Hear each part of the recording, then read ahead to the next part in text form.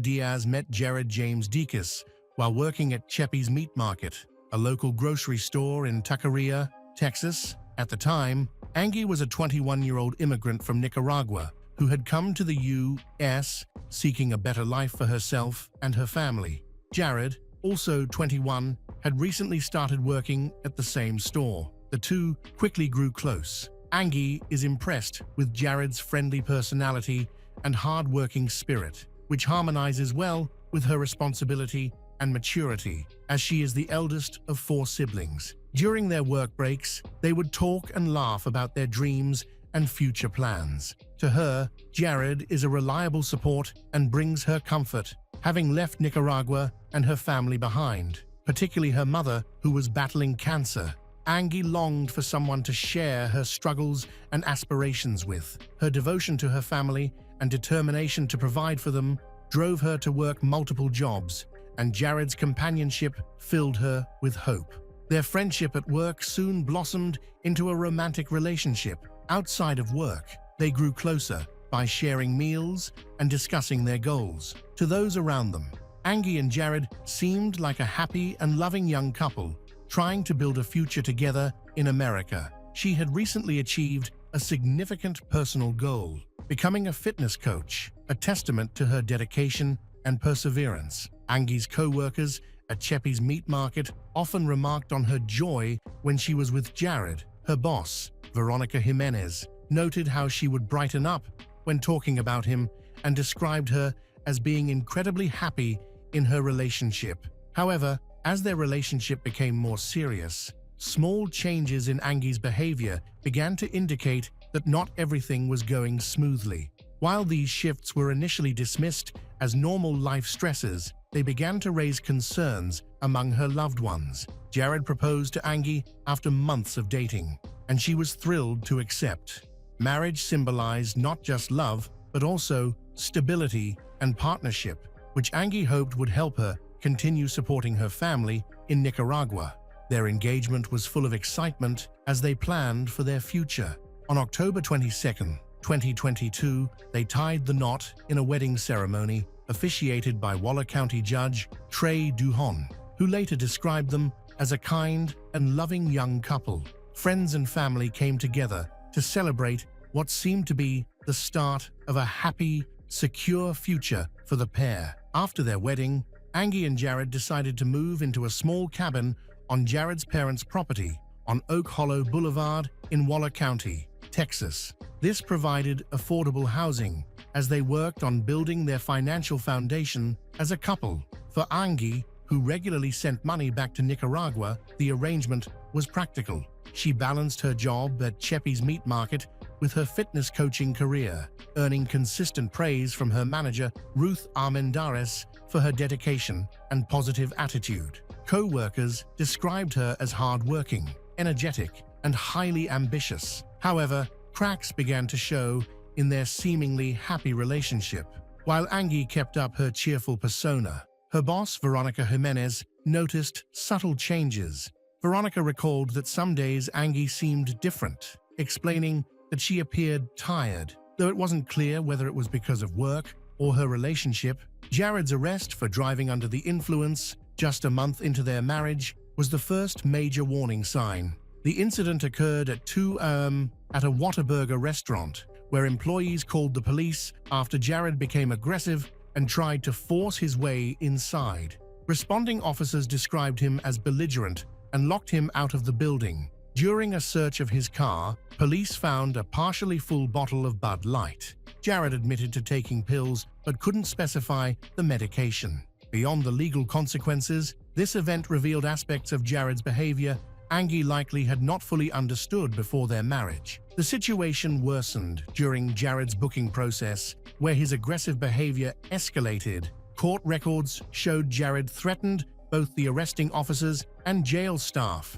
His actions became so disruptive that he punched windows and had to be restrained in a chair for safety. This incident highlighted a troubling pattern of aggression that would later become even more significant. As time passed, friends and family noticed more worrying signs in Angie and Jared's marriage. While Angie had seemed very happy at first, her demeanor changed after the wedding. At social gatherings, friends saw a difference in her, though she never openly complained or sought help. One notable incident occurred at a Christmas party in December 2022, just weeks before Angie's death. Friends said that she and Jared left the party abruptly, and Jared looked very upset. Although this worried everyone, no one realized the true severity of the problem. During this period, law enforcement had been called to their home multiple times for domestic disturbances, while Waller County Sheriff Troy Guidry noted that these calls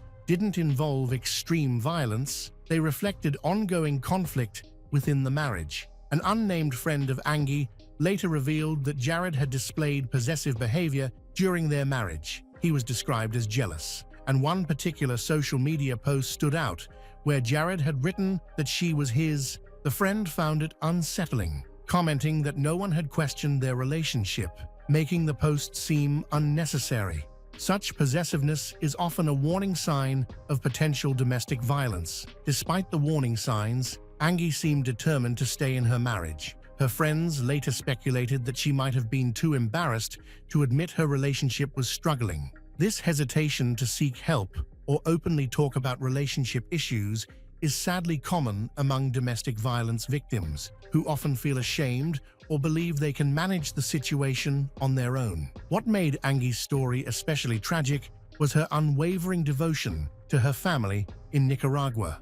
Despite facing difficulties in her marriage, she worked 2 jobs to help fund her mother's cancer treatment, showcasing her selflessness and dedication. Her co-workers at Cheppy's Meat Market and Taqueria described her as someone who always put others first and aimed to improve not just her own life, but her entire family's well-being. By January 2023, tensions in Angie and Jared's marriage were clearly escalating. While the specifics of their private arguments remain unknown, it was evident that underlying issues were coming to a dangerous head. Angie, who had immigrated to the U.S. with hope and determination, found herself trapped in a marriage that had become increasingly volatile and unsafe. On the morning of January 11th, 2023, surveillance footage captured Jared at Angie's workplace around 11:40 a.m. The video showed him entering the store, grabbing a beer, and leaving without paying. Even more alarming, he was seen drinking the beer in his car before driving away. This illegal act and erratic behavior suggested Jared was in a highly unstable mental state, possibly reflecting or preparing for what was to come. The footage provided critical insight, revealing a man acting irrationally just hours before an unthinkable crime. Jared's casual theft, his reckless drinking behind the wheel, and his escalating instability painted a picture of someone whose judgment was severely impaired. These actions foreshadowed a tragedy that would devastate 2 families and shock the Waller County community. Later that day, at approximately 4:35 p.m., Jared's parents made a 911 call that would change lives forever. They reported a possible death at their property, specifically inside the small cabin where Jared and Angie lived. Sheriff Troy Guidry later said Jared's father contacted authorities shortly after Jared entered the main house and made a disturbing comment, causing them to worry about Angie's safety. When Waller County deputies arrived, they encountered what Sheriff Troy described as a horrific scene. Inside the cabin, they found Angie's lifeless body near the bed, amidst evidence of extreme violence. She had suffered multiple stab wounds to her back, and the brutality of the attack was shocking. Blood was splattered throughout the cabin, and investigators discovered her body on the floor near the bed in a pool of blood. Disturbingly, her severed head was found in the shower.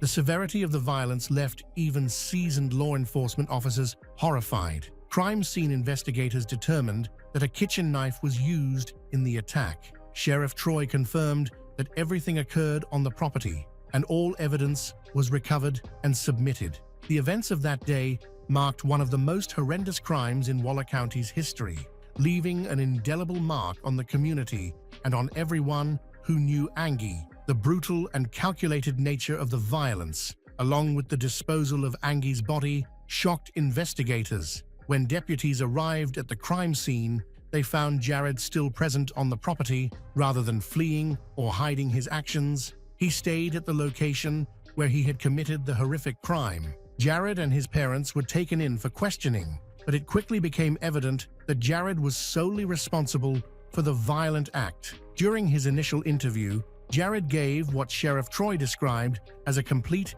and straightforward confession, admitting to murdering his wife, Angie. While he described what he had done, he offered no explanation or motive for the senseless brutality. Jared confessed to killing Angie in their shared home. However, the lack of a clear motive left investigators and the community stunned. It was incomprehensible that a 21-year-old man could commit such a heinous act against his wife, whom he had married just 3 months earlier. The randomness and cruelty of the crime contradicted everything people believed about Jared and his relationship with Angie. The investigation revealed further disturbing details about the incident of January 11, 2023.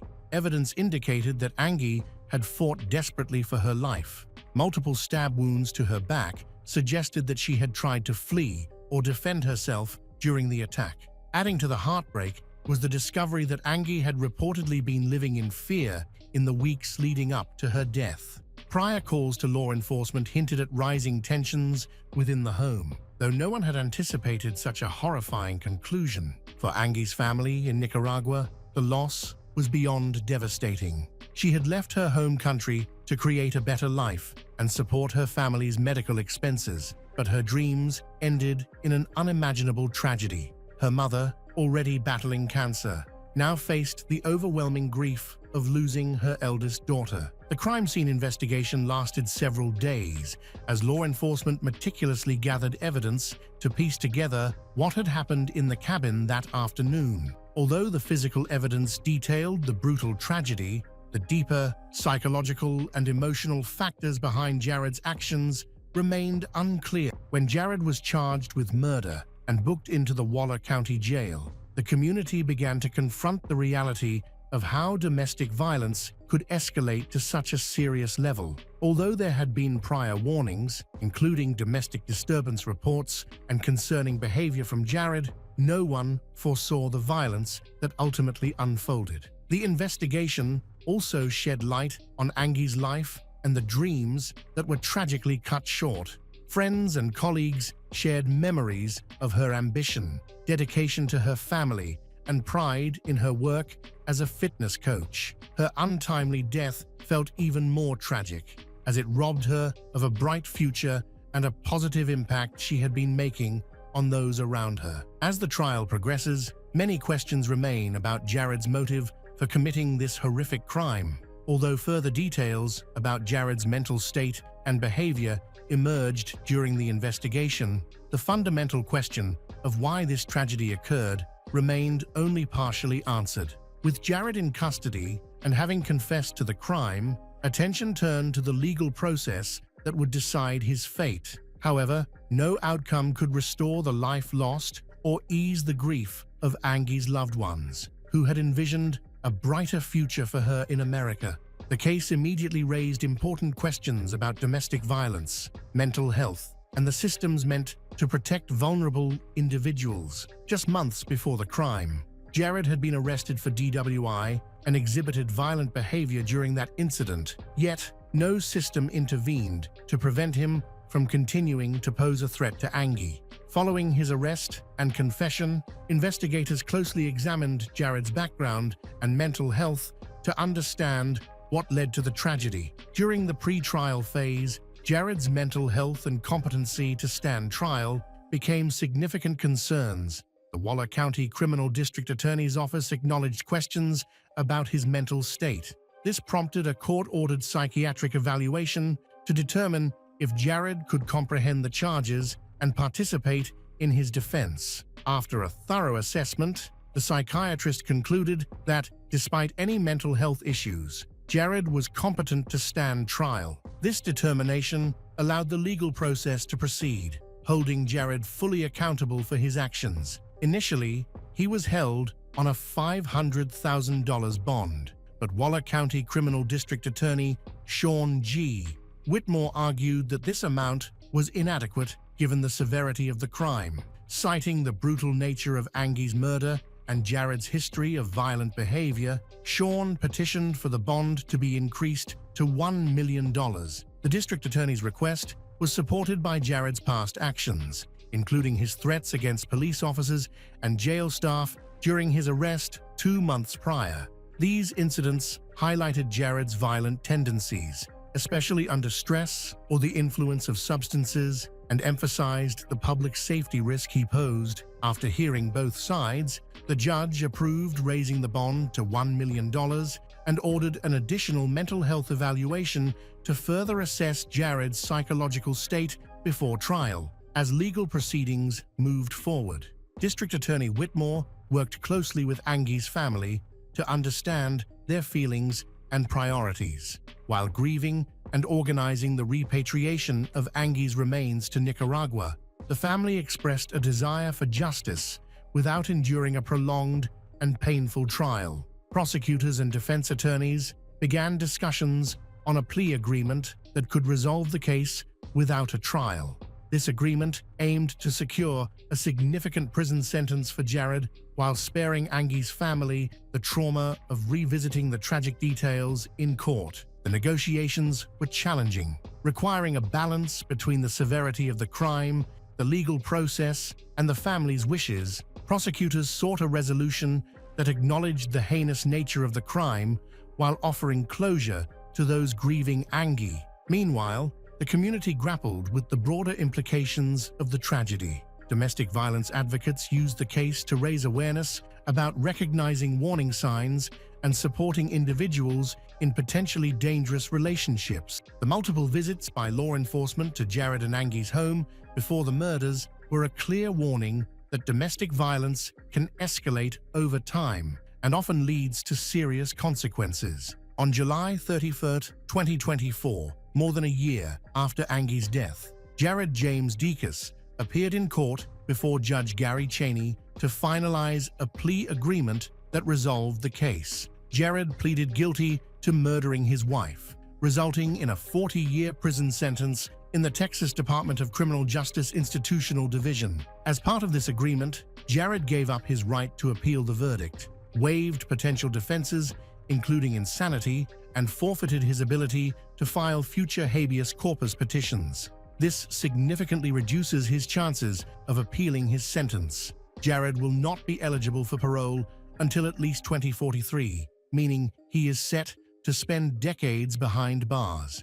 As District Attorney of Whitmore County explained, being eligible does not mean being guaranteed a pardon. If denied, Jared could spend even more time in prison. Angie's family was heavily consulted throughout the process to ensure their wishes were respected. They agreed to the plea deal, believing it honored Angie's memory and allowed them the closure needed to begin healing. At the sentencing, the emotional toll on Angie's family and community was evident. District Attorney Whitmore reiterated Waller County's commitment to combating domestic violence, stating that Waller County does not tolerate domestic violence and that crimes like this would not go unanswered. He emphasized that they would fight for victims and hold perpetrators accountable. He also praised the Waller County Sheriff's Office for their thorough investigation and commitment to justice. For Angie's family, the sentencing marked the end of a painful legal process, but also the beginning of the long road to healing.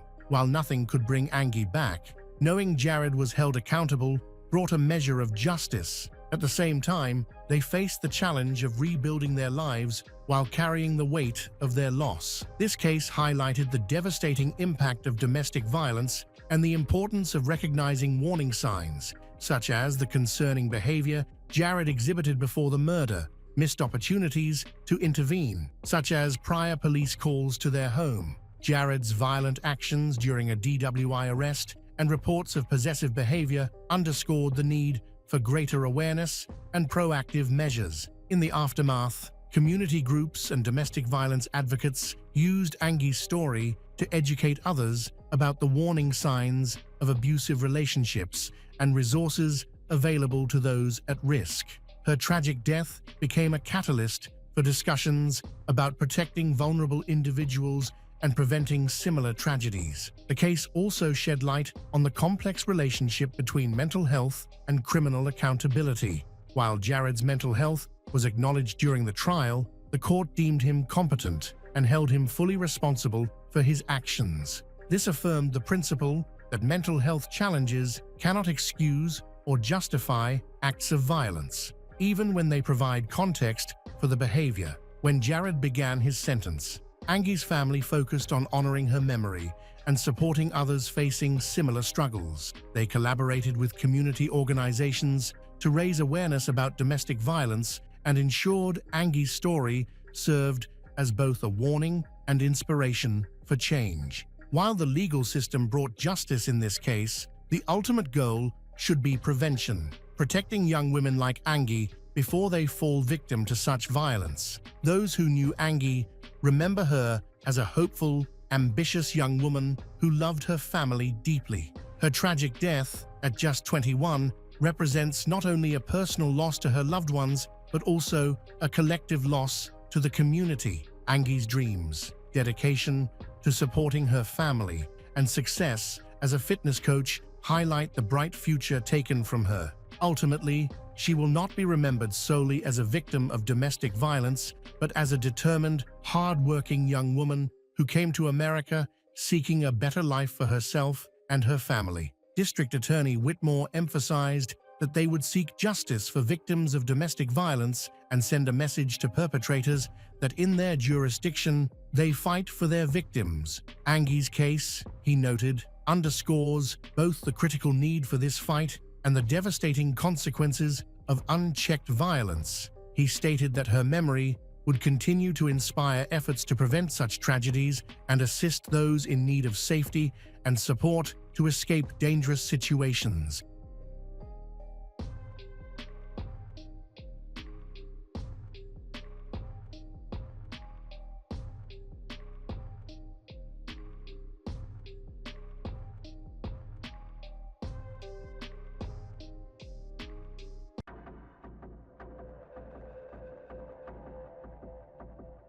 The car had gone off the road and landed in a ditch. At first, it was quiet, but then smoke began to rise. Inside, a woman wasn't moving. Her husband stood outside, simply watching. He didn't call for help. Malcolm John Webster was born on April 18, 1959, in Wandsworth, Greater London. On the surface, his background appeared stable, even enviable. His father, Alexander Robertson Webster, held a high-ranking position within the Metropolitan Police, serving as a detective chief superintendent in the fraud squad. His mother, Odette Blewett, had once worked as a nurse, but gave up her profession to raise their children behind closed doors. However, the family home was governed by unrelenting discipline and an unsettling set of rules. Alexander ran the household with absolute control. When he used the bathroom, everyone else had to vacate the house. Meals were taken in silence unless he initiated a conversation. Emotional warmth was rare, and affection was nearly absent. Major family decisions, including financial matters, were handled solely by Alexander. From an early age, Malcolm displayed troubling signs. While his twin sister, Caroline, easily made friends, Malcolm struggled to connect, but rather than withdraw quietly, he developed unusual ways of attracting attention. He began pretending to faint, often collapsing at convenient moments to avoid chores or responsibilities. His apparent health issues led to speculative diagnoses, ranging from asthma to epilepsy. Yet, no solid medical explanation was ever confirmed. Doctors prescribed medications based on symptoms, never seeking a definitive cause. As sympathy began to fade, Malcolm escalated his attention, seeking behavior. He became fascinated with fire, setting small blazes in school and earning the nickname Pyro from classmates. Though these incidents never resulted in formal charges, they left other parents uneasy. Children were warned to stay away from him, and isolation became his norm. At home, comparisons with his more sociable sister only deepened his resentment. His parents, hoping to give him a fresh start, enrolled him in a private boys' school. Initially, Malcolm appeared to flourish. He joined the drama club, improved his grades, and reinvented himself. He claimed his family was wealthy and well connected, but his lies eventually caught up with him, and once again, trust in him eroded. At 15, Malcolm was pulled out of school. He didn't resist. Education no longer interested him. He wanted independence and income. In his early career, he struggled to find work he enjoyed. He drifted from job to job, including garbage collection, fruit picking, and retail. But none of these roles gave him a sense of purpose or satisfaction.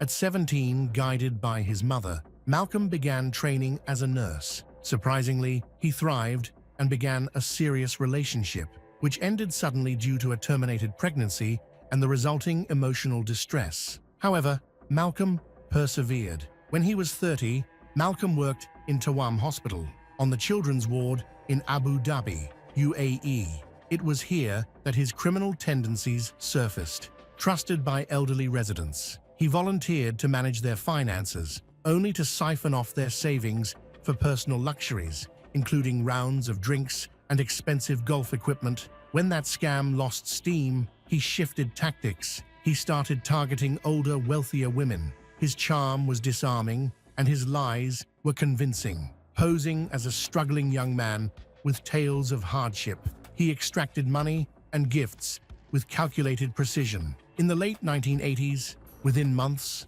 3 children with special needs died under his care. Each suffered sudden cardiac arrests. There were no signs of illness beforehand, no medical warning signs. Though no autopsies were conducted, whispers began circulating among the staff. But in a region where autopsies were culturally discouraged, no investigations followed. Malcolm simply left the country without consequences. Back in the UK, he resumed his life as though nothing had happened. He found work as a nurse and began cultivating his social image once more. At a party, he met a woman named Claire Morris. She was born on December 26, 1961, just 2 years after Malcolm. She grew up in a secure, affluent household and had a younger brother named Peter Morris. Claire was the kind of person who lit up a room, outgoing, confident, and full of energy. She was popular because of her lively personality. One evening, she met Malcolm at a party, and he was immediately drawn to her charm. Claire represented everything he admired: warmth, vitality, and a strong sense of self. The two struck up a conversation and quickly began spending time together. On the surface, their relationship progressed naturally, but beneath the surface, doubts quietly stirred.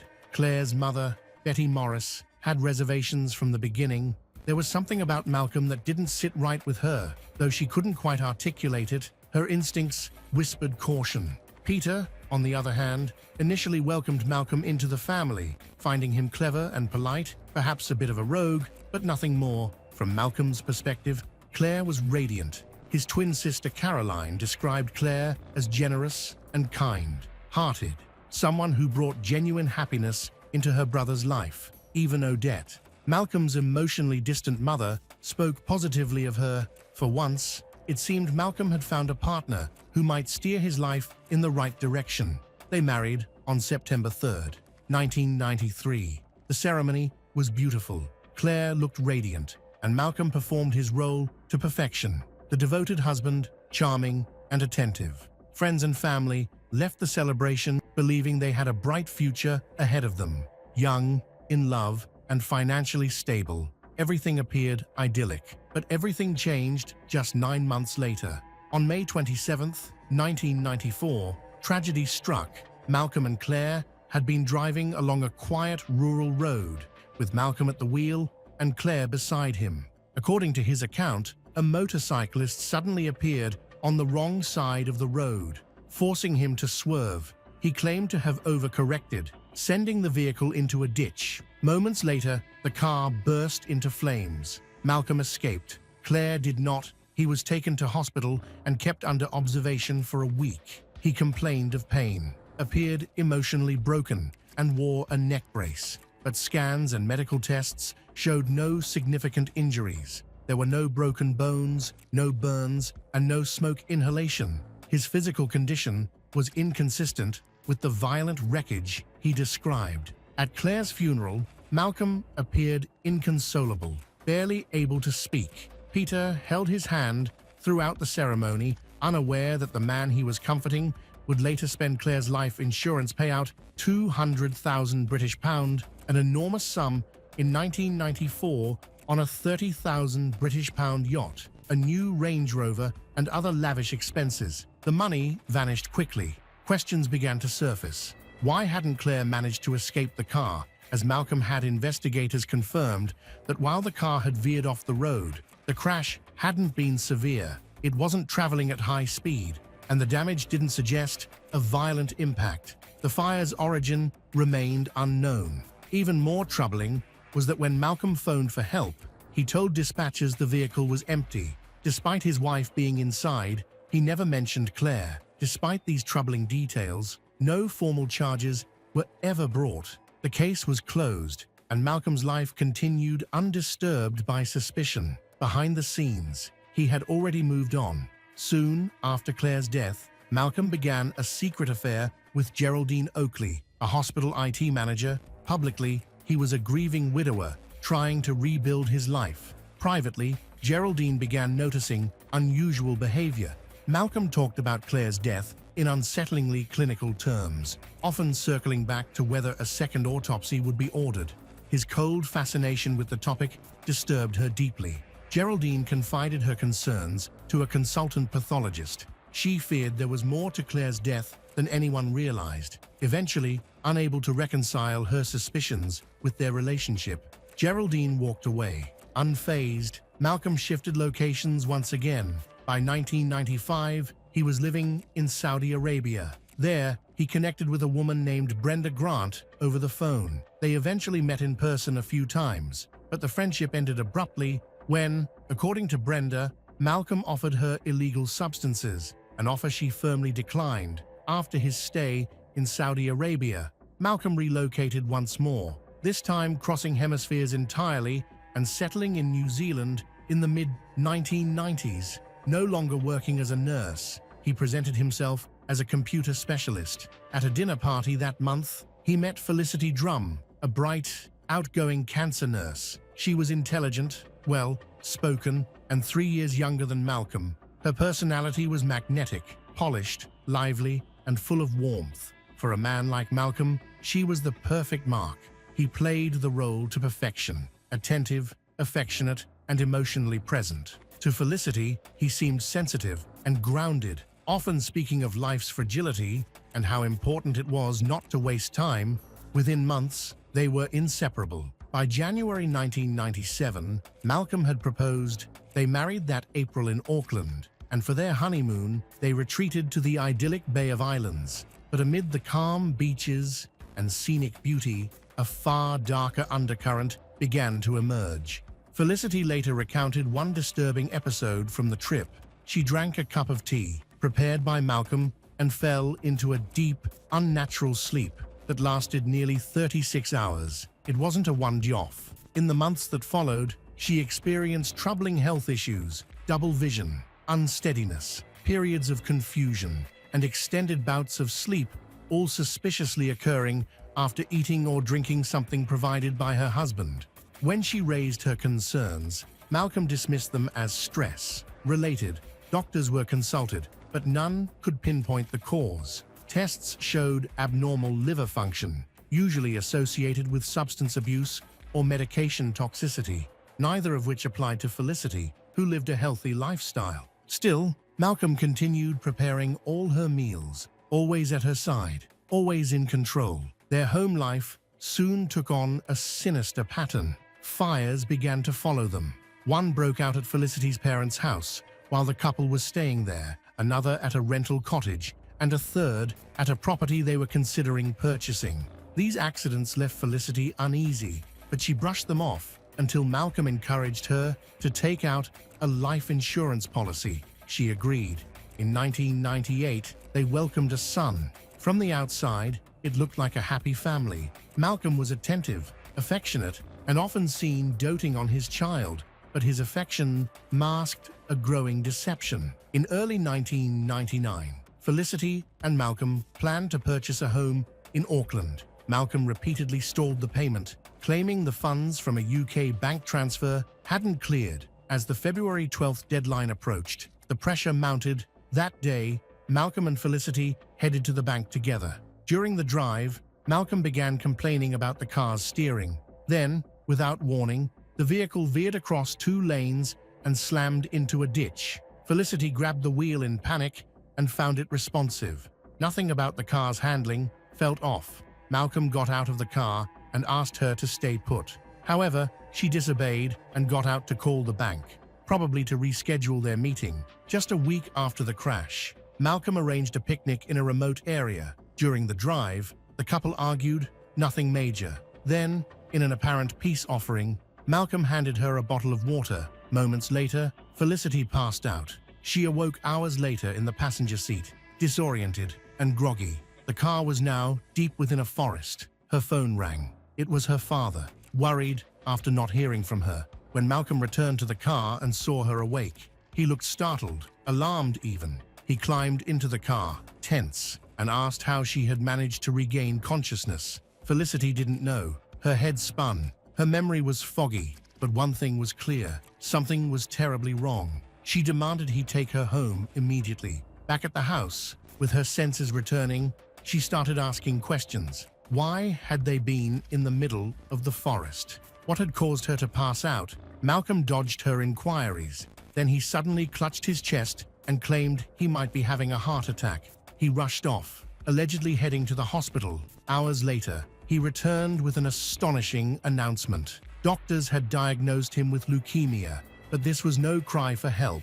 It was a distraction. Felicity's father had already harbored suspicions about his son-in-law. After speaking to the family solicitor, Felicity's father began investigating Malcolm's finances. What he found changed everything. Together, father and daughter searched through Malcolm's belongings and discovered a key to a private mailbox. Inside were damning documents. A bank statement showed that Malcolm had secretly moved 140,000 New Zealand dollars from a joint account into a personal one in Aberdeenshire. Credit card bills revealed he was drowning in debt. Felicity's father took immediate action, securing a court injunction that legally barred Malcolm from the family home. By the time it was served, Malcolm had vanished. He fled New Zealand just as Felicity began to uncover the full scope of the betrayal. Medical tests later confirmed what she had feared. Her body contained dangerously high levels of sedatives, drugs she had never knowingly taken. Once Malcolm was gone, the symptoms vanished as if they'd never existed. The man she had loved, trusted, and married had slowly and methodically poisoned her. Her suspicions, once only instinct, had now hardened into certainty. While searching through their shared email account, Felicity uncovered damning messages to a UK estate agent. Malcolm had been posing as a single father, planning a quiet relocation to Cornwall with their son. He was arranging to move by the end of 1999. He arranged to move out at the end of 1999. Not a word of this was shared with Felicity. Then came a discovery that changed everything. In the boot of the car Malcolm had abandoned, she found a petrol canister. It was the final piece. A horrifying realization dawned. He had intended to replicate the exact circumstances of his first wife, Claire's death. The plan had almost succeeded until her father's well-timed phone call had inadvertently saved her life. Felicity now understood the forest, the unconsciousness, the steering failure, the sedatives. It had all been part of a carefully rehearsed script. She managed to confront Malcolm once. Calmly, she told him she knew what he had tried to do.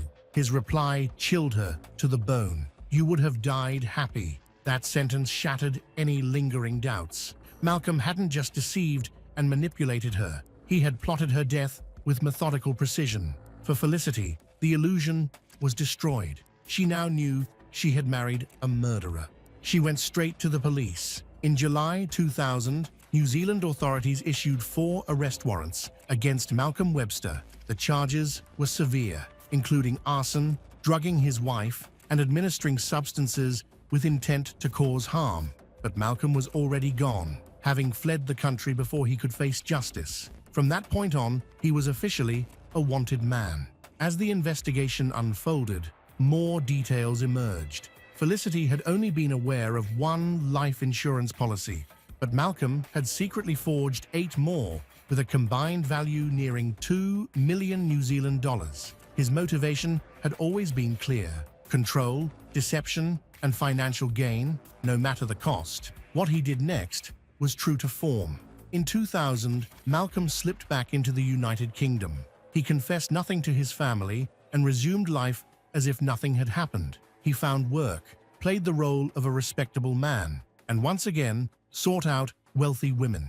In August 2004, he met Simone Banerjee at a hospital. He worked in nurse administration. She managed the surgical theater. The two soon became a couple. By 2006, they were engaged. To Simone, Malcolm was a sensitive soul. He shared stories about his supposed battle with leukemia, disappearing for hours and claiming he'd been undergoing treatment. He told her of his tragic past, including the accidental death of his first wife, Claire. He even claimed certain television scenes fires. Car crashes were too traumatic to watch. Simone believed him. She had no idea he was still legally married to Felicity Drum, or that he was a fugitive in New Zealand, or that he had already tried to murder 2 women. But police hadn't stopped tracking him and found him living openly in Aberdeen under his real name. Simone might never have learned the truth had authorities not contacted her directly, warning her of the grave danger she was in. At first, she refused to believe it, but when she confronted Malcolm, he turned pale, packed a bag, mumbled an apology, and walked out. Malcolm Webster was arrested in July 2007 in Scotland. The investigation, known as Operation Field,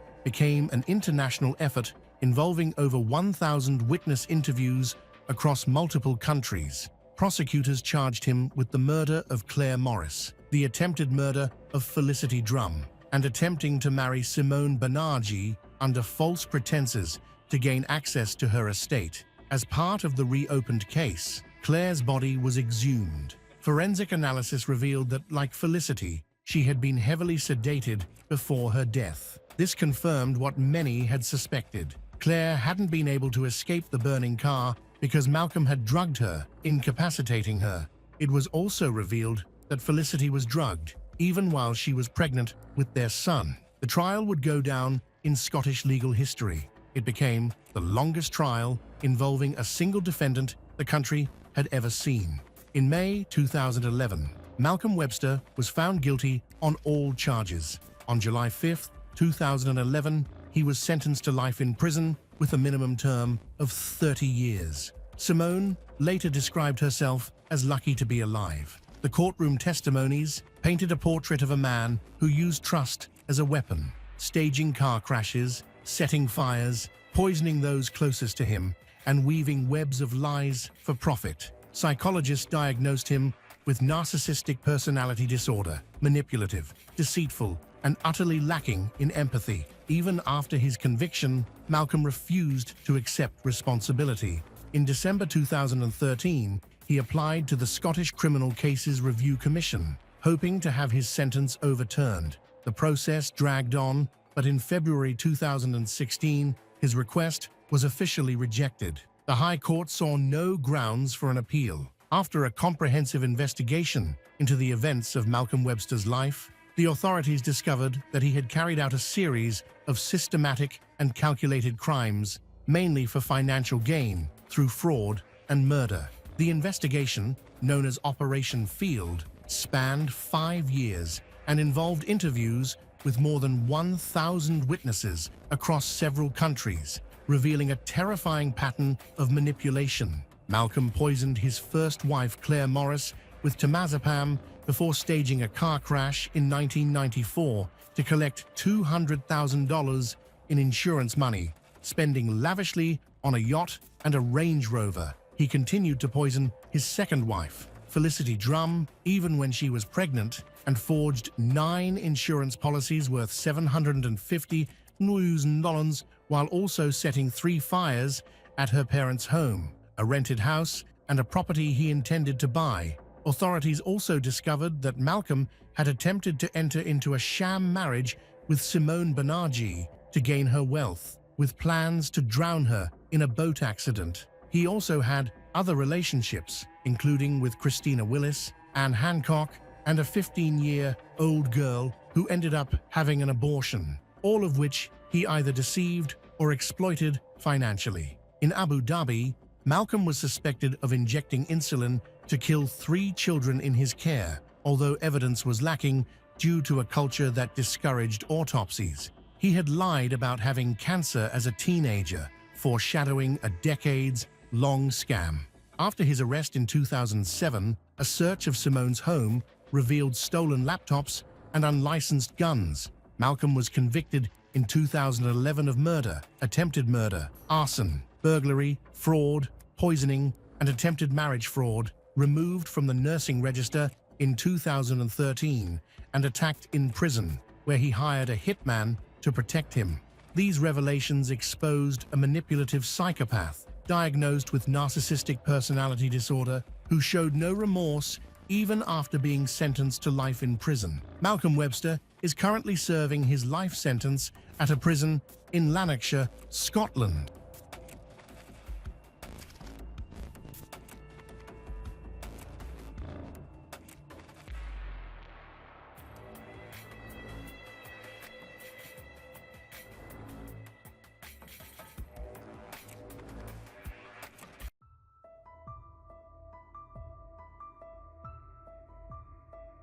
In the garage of a posh Michigan home, among boxes of children's toys, the police found a large blue duffel bag. When they cut open the plastic wrap, they were stunned. Inside was the torso of a woman, headless, armless, legless, still fully clothed. The body was hidden right among her own children's belongings. The victim was Tara Grant, a wife and mother who had been missing for 3 weeks. The house belonged to Tara and her husband, Stephen Grant. The man who had just appeared on television asking for help finding his wife was her husband. From the moment the bag was opened, the image of the model family fell apart. Stephen's testimony revealed many contradictions, and the suffering husband quickly became the focus of suspicion. Behind the happy photos was a marriage simmering with jealousy, narcissism, and control. Conflicts that had built up over years and finally exploded into a shocking tragedy.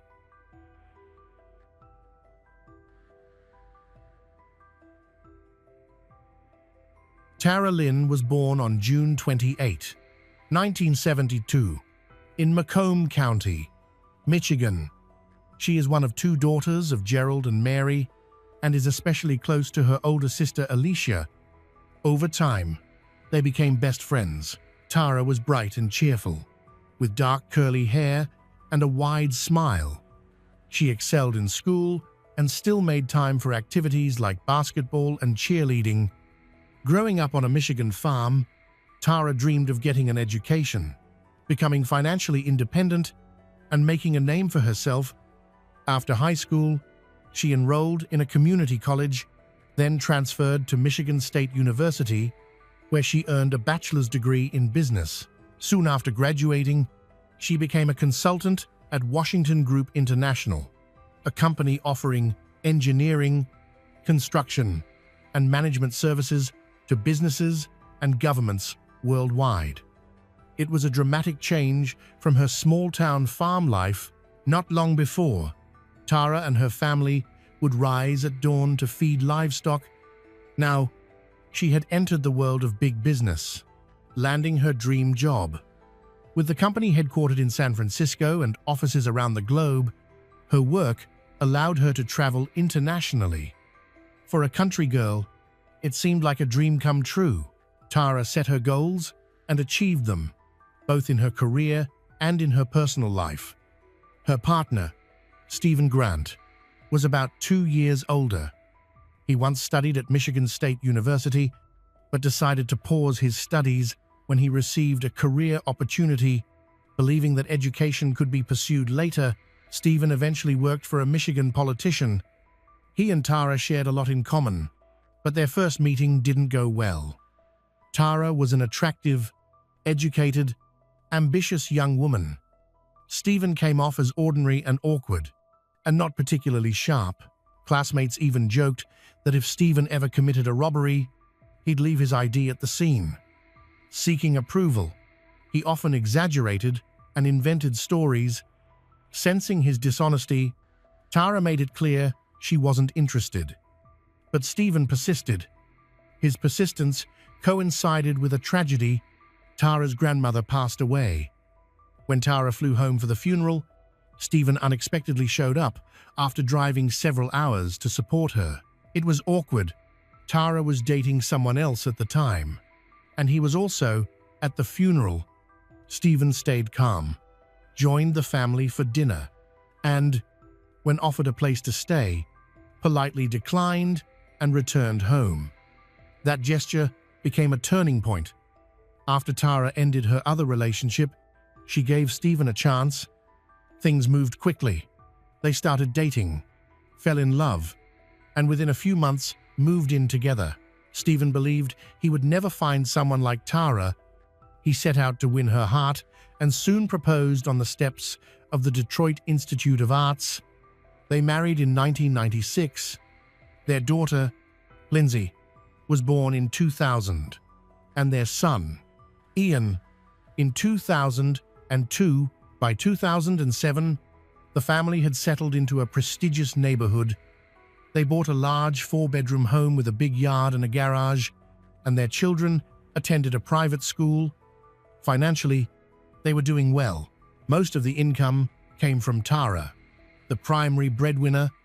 After losing his job in politics, Stephen worked part-time at his father's tool and paint store and took care of the children while Tara traveled for work. This arrangement can be perfectly normal when the wife earns more. However, Stephen struggled with this role. Over time, he grew resentful of Tara's education and career success. He disregarded the fact that her hard work paid for their beautiful home, good neighborhood, and their children's quality education. Stephen's pride was hurt, and he repeatedly told friends and relatives that his wife, Tara, didn't support or appreciate him. He had a hard time accepting her success, which took a toll on his ego, especially since her job had required frequent business travel for the past 4 years. Due to Tara's busy schedule, Stephen took on most of the parenting duties, which was difficult.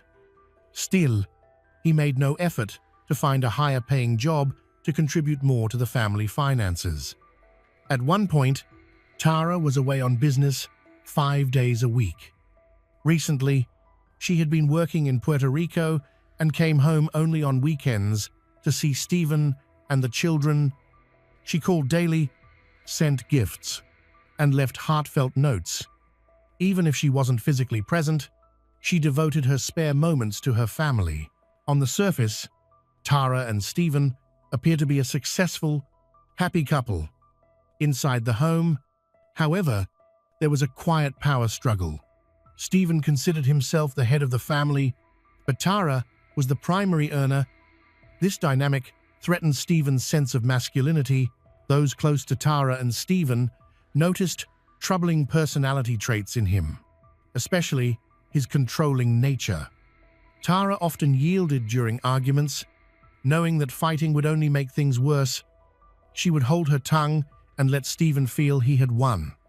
Deep down, he knew Tara was the true pillar of the household, and that fueled his anger and resentment.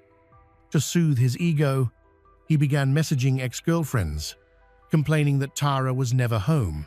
Stephen constantly suspected Tara of having an affair with his boss, even installing spyware on his computer to monitor her emails.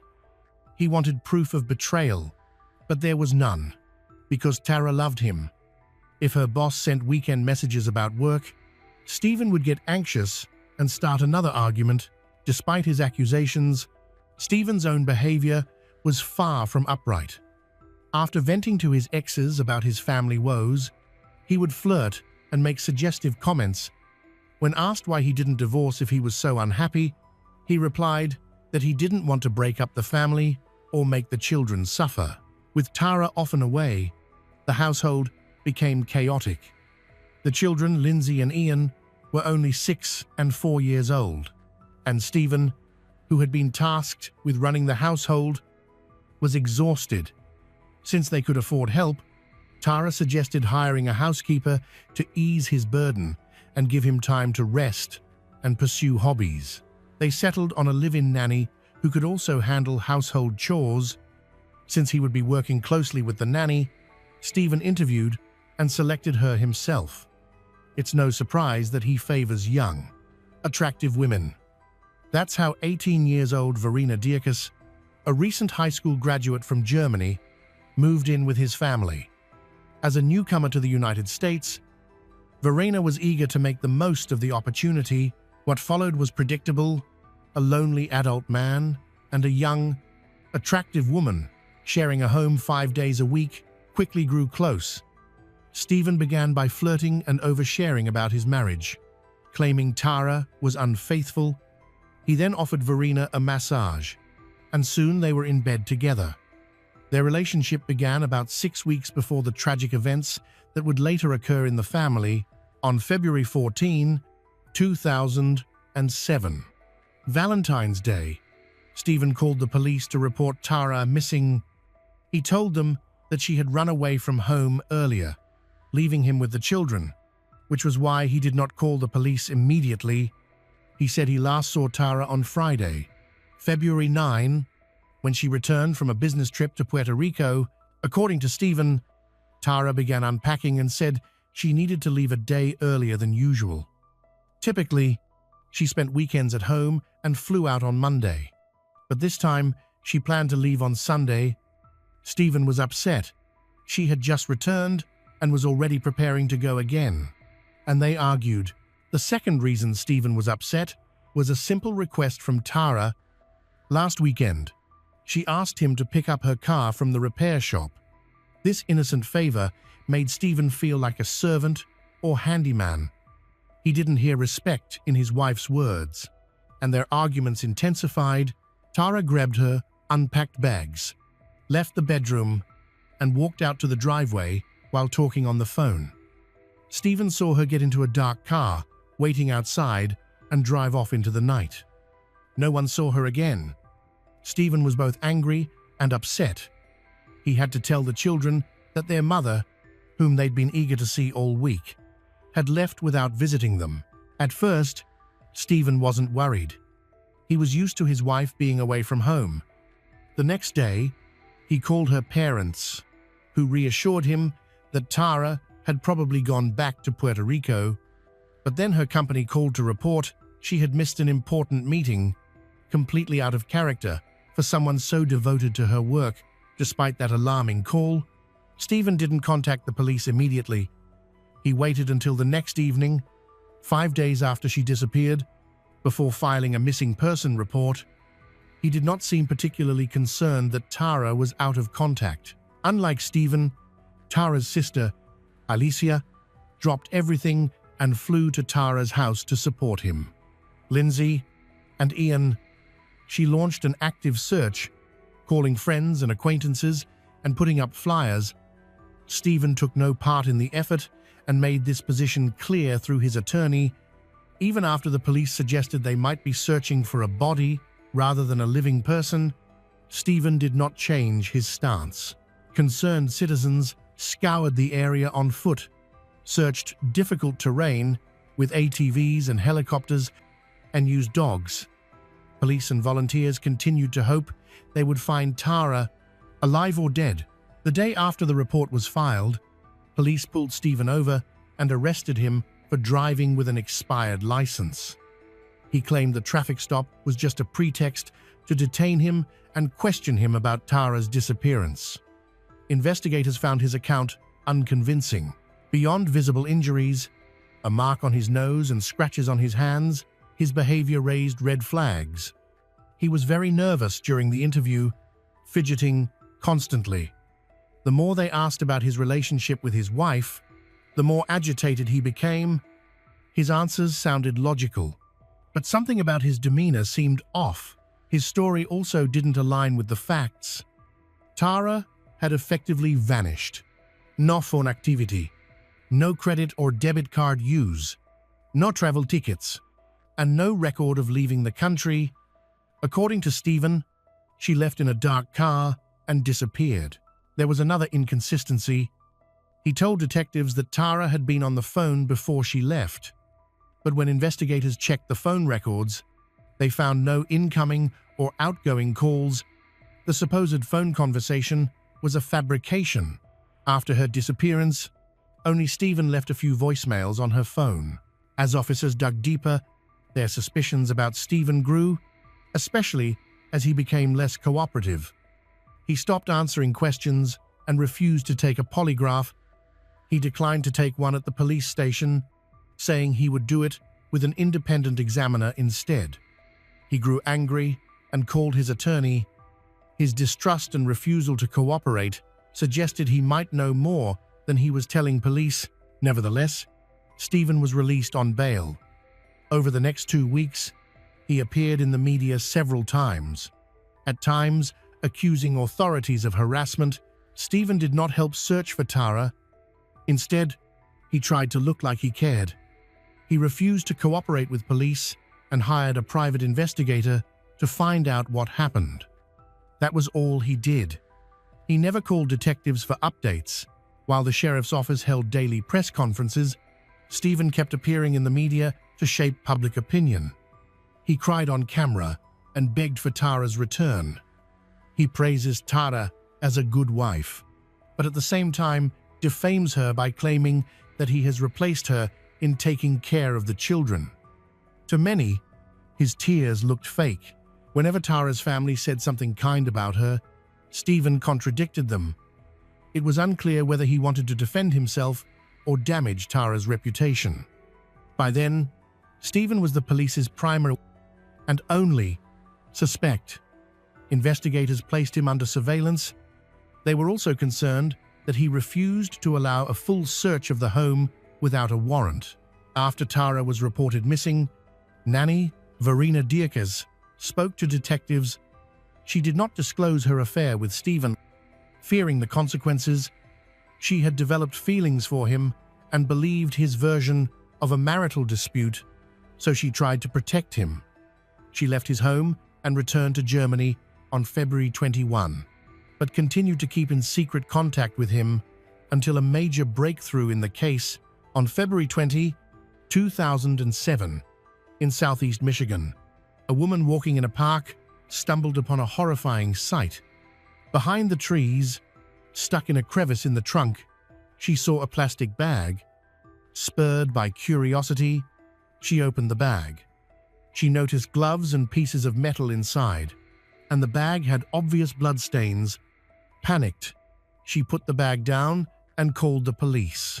Testing confirmed the blood belonged to Tara, reinforcing police suspicions that they were searching for a body, not a missing person, though at the time, this was only a working theory. After the discovery, police launched a large-scale search of the park for more evidence. They also obtained a search warrant for Tara and Stephen's home in Washington Township, Michigan, on the evening of March 2, 2007. 3 weeks after Tara's disappearance, officers arrived to conduct a thorough search. Stephen, who had not been arrested, took the dog for a walk. Out of sight, he called a friend for a ride. The friend noticed Stephen was shaken but assumed it was because of the search. In reality, Stephen was unraveling for another reason. In the garage, officers found a large green bag next to a box of children's toys. Inside was a bundle wrapped in multiple layers of plastic. When an officer touched it, it felt soft. They unwrapped it and found human remains, a torso from the neck to the upper thighs, still clothed. Detectives realized they had found part of Tara Grant's body, hidden in a tarp bag near her children's belongings. Because police had lacked grounds to detain Stephen beforehand, he could now easily flee. As investigators rushed to get an arrest warrant, Stephen borrowed a friend's car and drove to his sister's house, where his children, 6-year-old Lindsay and 4-year-old Ian, were staying. He said goodbye to his children, spoke with his sister, and then fled. At a press conference, The sheriff's office urged Stephen to turn himself in. Those who knew Stephen doubted he would. Even Stephen's lawyer said he had plans to end his life. According to the lawyer, Stephen was desperate and barely coherent when he called. After Tara's death, their 2 young children were left behind, their lives forever shaped by their father's horrific actions. Relatives on both sides focused on protecting them. Both Tara's family and Stephen's relatives tried to shield the children from the chaos. Although everyone knew their mother was gone and their father was on the run, the children were not told. Keeping the unfolding tragedy from them was extremely difficult, as reporters kept knocking, seeking interviews. Family members even hung a sign on the front door asking people not to disturb because the children were sleeping. While authorities searched for Stephen, they also had to recover the rest of Tara's remains. Only her torso had been found in the garage. Detectives began by searching the park, where a blood-stained bag had been discovered, where Tara often played with her children on weekends. Police combed the area and soon found additional remains buried in shallow graves. Stephen appeared to have made little effort to hide them. Some parts were never found, and some showed signs of animal activity. 2 days later, by tracing a call Stephen made to his sister, police arrested him 224 miles from the crime scene in a state park in northern Michigan. His escape did not last long. He was found early on March 4, lying under a tree without shoes or outerwear. His shirt and pants were soaked. Semi-conscious and near death, he had walked through snow for 10 hours. After arriving at the park by car, he took alcohol and drugs from his sister's house with the intention of ending his life. He also bought a toy gun, planning to provoke police into shooting him if they found him before hypothermia set in. After his arrest, he was airlifted to a hospital for frostbite and hypothermia. When he regained consciousness, he confessed from his hospital bed, though police had already heard the confession. On March 3, Stephen had called his housekeeper and nanny, Verena, and told her he had killed Tara, claiming it was an accident. Verena immediately cut ties with him and reported what he said to the lead detective. She later flew from Germany to testify against him. Stephen said that on the evening of February 9, 2007, he and Tara had a serious argument. He was already irritable and resentful about staying home with the children. When Tara mentioned an upcoming business trip, he grew furious. He was in bed, undressed, while Tara unpacked. She said she had to leave for Puerto Rico a day early because her boss would be there. Hearing about her boss, Stephen snapped and shouted that she should go to her lover immediately. Tara tried to leave to defuse the situation, but he grabbed her arm. She slapped him, and he shoved her hard in the back. She fell, hitting her head, enraged.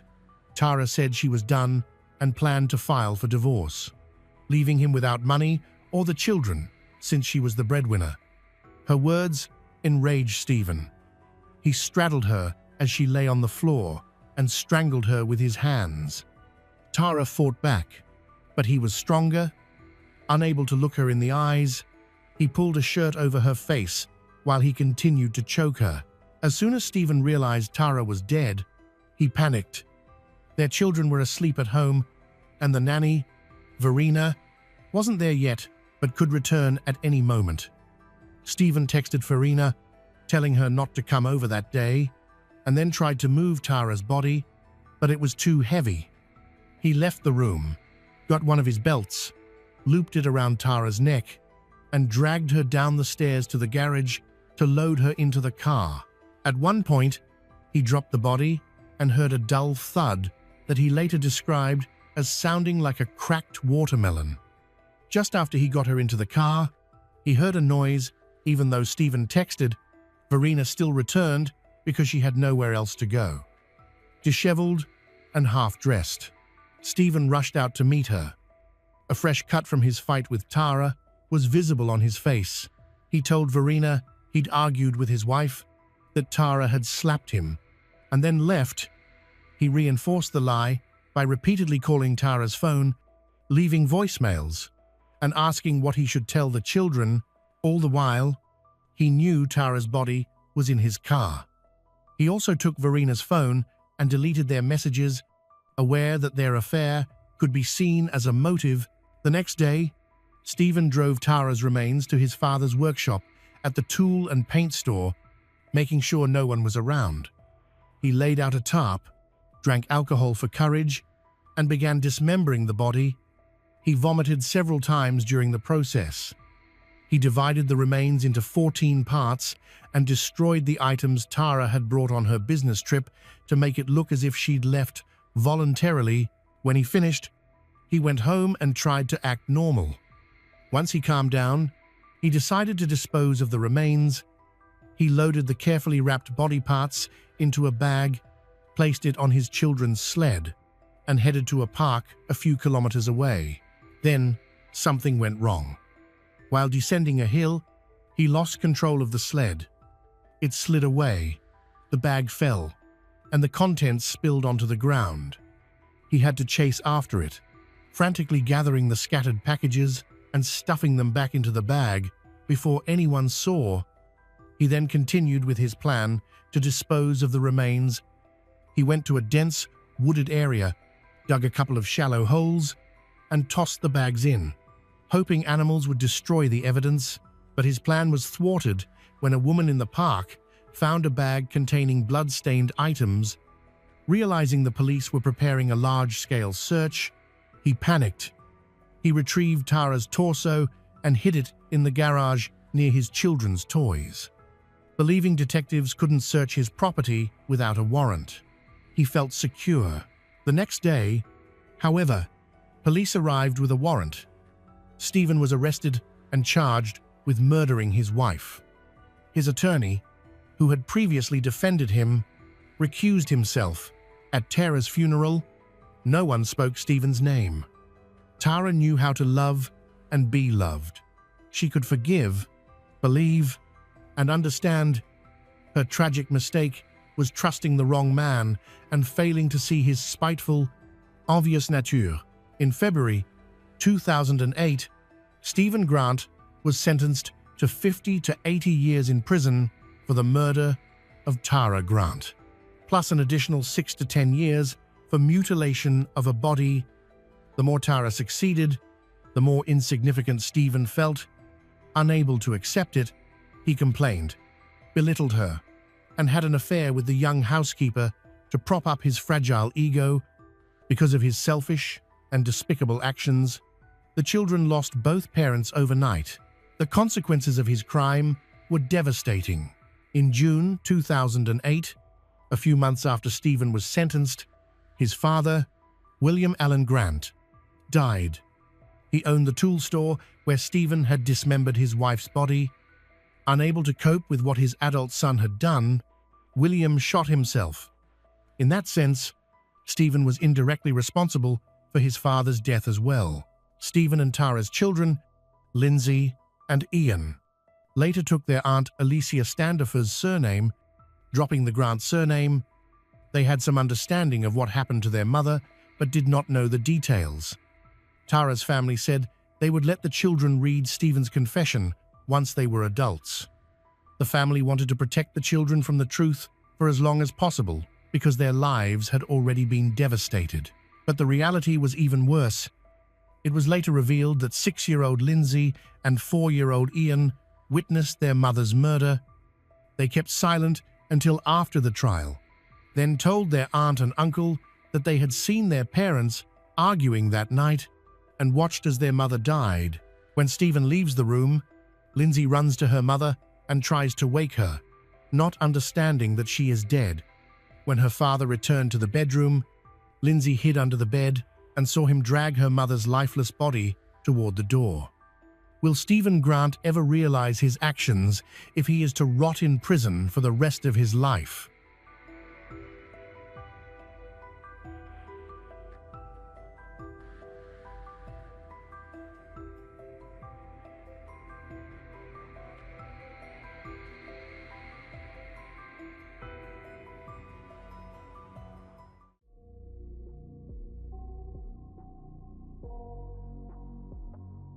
A young woman returned home after a night of celebration. By dawn, that same house had transformed into the scene of a chilling discovery: a splintered door, a lifeless body, and a silence that concealed unspeakable violence. What unfolded within those walls in the early hours of August 16, 2024, would soon be remembered as one of the most harrowing crimes in recent years in Jocotenango.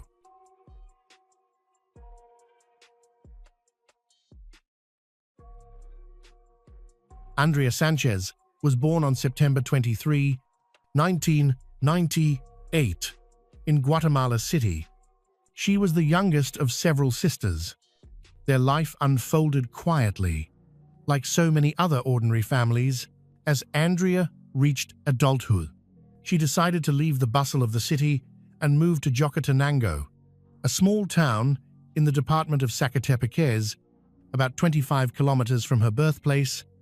Life there was slower, surrounded by the colonial beauty of nearby Antigua. For Andrea, it was a place where she could live more peacefully, blending into the rhythm of the community. Faith was at the heart of her world.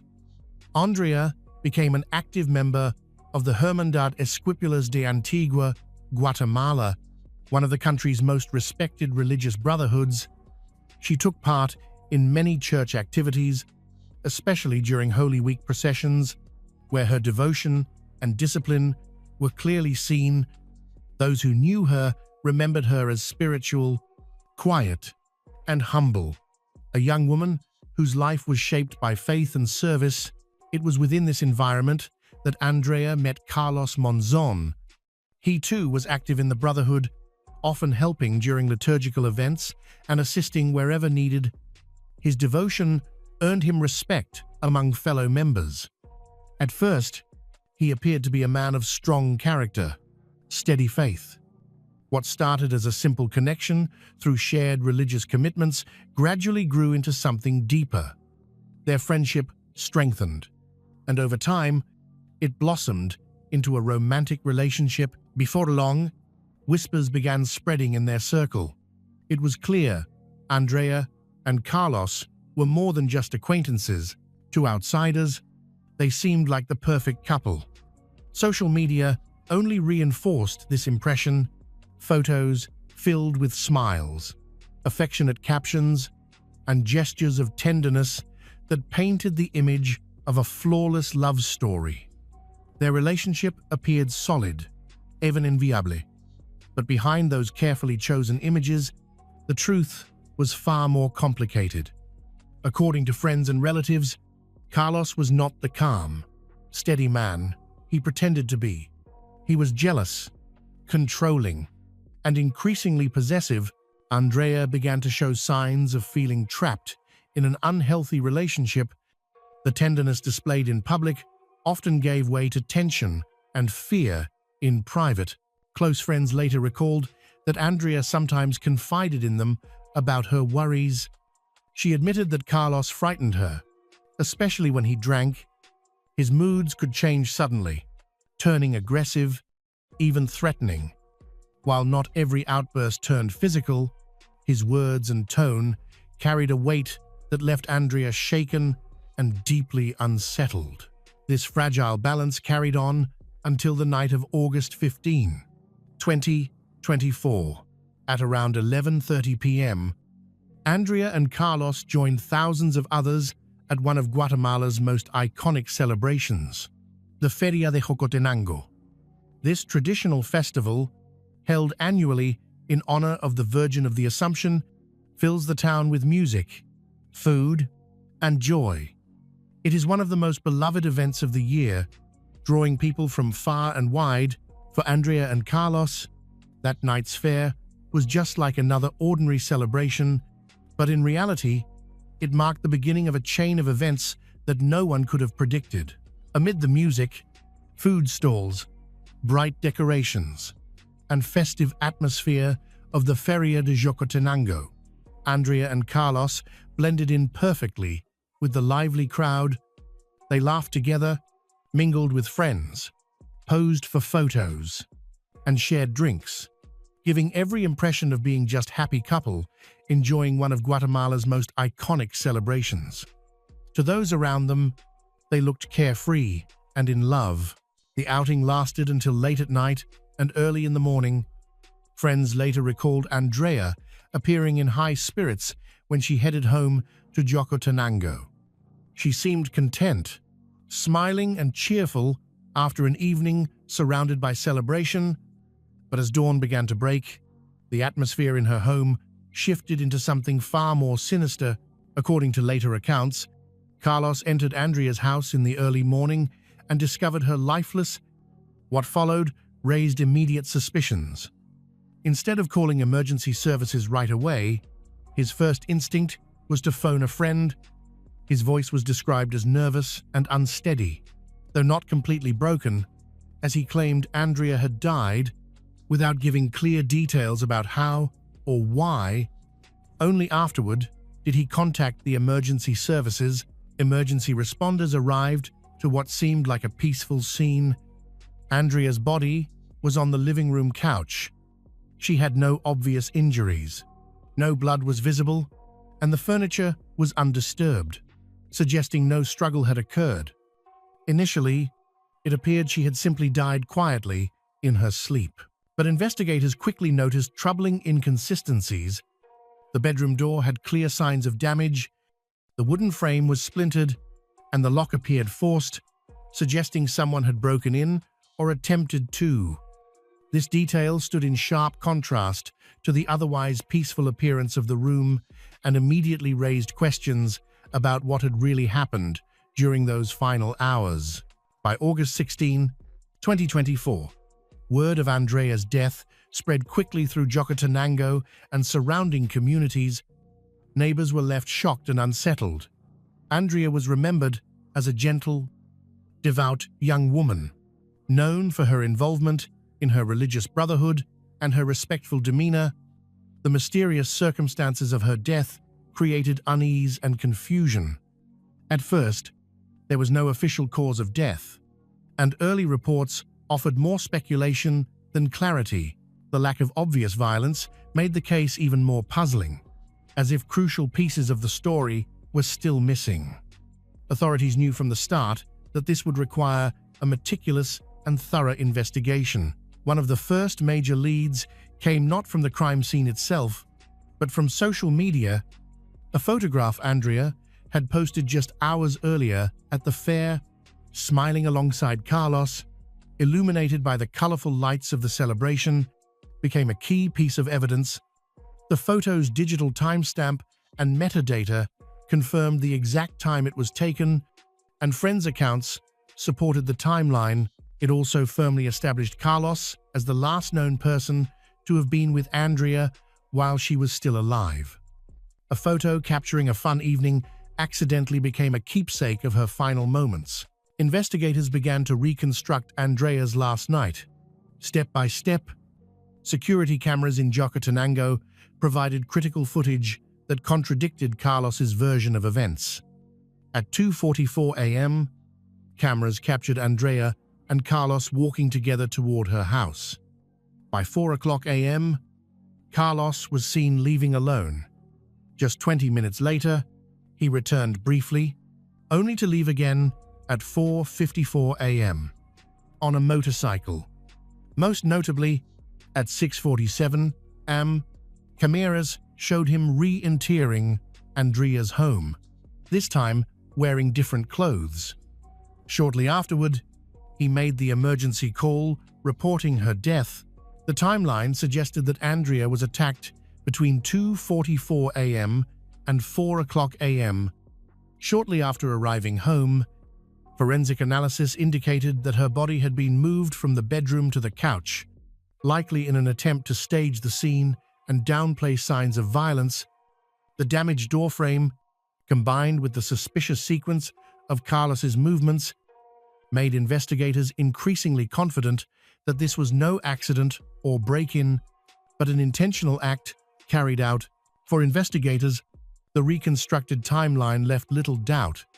Sometime between 2:44 a.m. and 4:00 a.m., Carlos had attacked Andrea inside her home. Evidence indicated that he used force to silence her, likely covering her mouth and nose with an object until she could no longer breathe. In what seemed like an attempt to divert suspicion, he staged the scene. Andrea's body had been moved and placed on the living room couch to create the impression she had died peacefully. Her bedroom door was deliberately damaged from the outside, as if someone had broken in. The setup was designed to suggest a burglary gone wrong, but the inconsistencies were obvious. Nothing was stolen. There was no mess or overturned furniture, and Andrea's body showed no signs of abuse. Instead, the details pointed to a calculated and personal act, violence disguised as chance. The investigation took a decisive turn with the forensic report from the Instituto Nacional de Ciencias Forenses. The findings were clear. Andrea had died of asphyxia due to suffocation. But before that, she had suffered blunt force trauma to her head and neck. The cranioencephalic injuries matched a direct assault and were incompatible with an accident. With this report, the version presented by Carlos collapsed. As word of the case spread, the story quickly moved beyond Jocotenango and reached national headlines.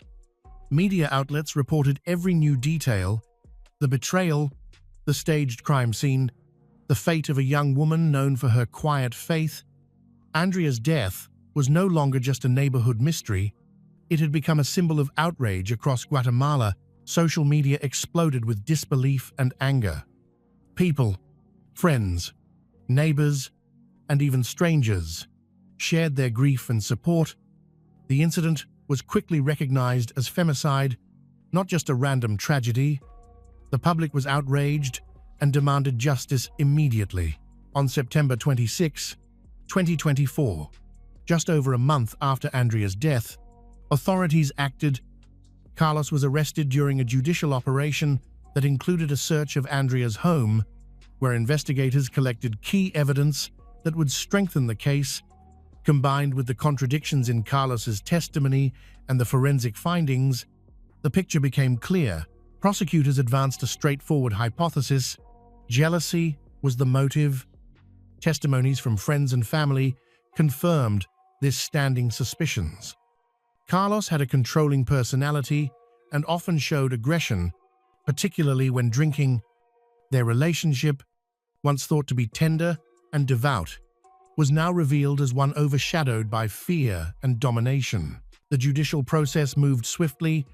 On October 3rd, the initial hearing took place. The prosecution presented the sequence of events, forensic analysis, and increasing evidence implicating Carlos in Andrea's death.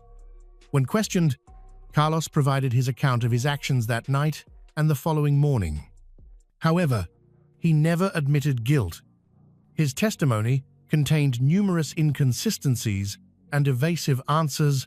He tried to explain why he was at and returned to Andrea's home, but avoided directly answering key questions. This lack of clarity strengthened the suspicions against him. At the hearing's conclusion, the court formally charged Carlos with femicide and ordered him to be held in custody pending trial. In the courtroom, Andrea's sisters endured hours of agonizing testimony and evidence. They were heartbroken, confronting the man accused of murdering their youngest sister. Their grief was immense, mixed with fierce anger. During the hearing, one sister revealed a shocking detail. Carlos, the killer, had not only attended Andrea's funeral, but had also helped carry her coffin. He calmly bore the weight of the casket during the burial, walking alongside grieving family members to the cemetery. They viewed it as a sickening act of hypocrisy, a performance to deceive others, avoid suspicion, or perhaps a misguided attempt to deal with his guilt. For Andrea's family, the memory of that moment was agonizing, a stark reminder of the deceit and betrayal surrounding her death. The family's only goal was to get justice for Andrea. During Carlos's trial, the prosecution presented a strong case. They had a lot of evidence, including forensic reports, security camera video, and witness statements. All the evidence showed the same thing.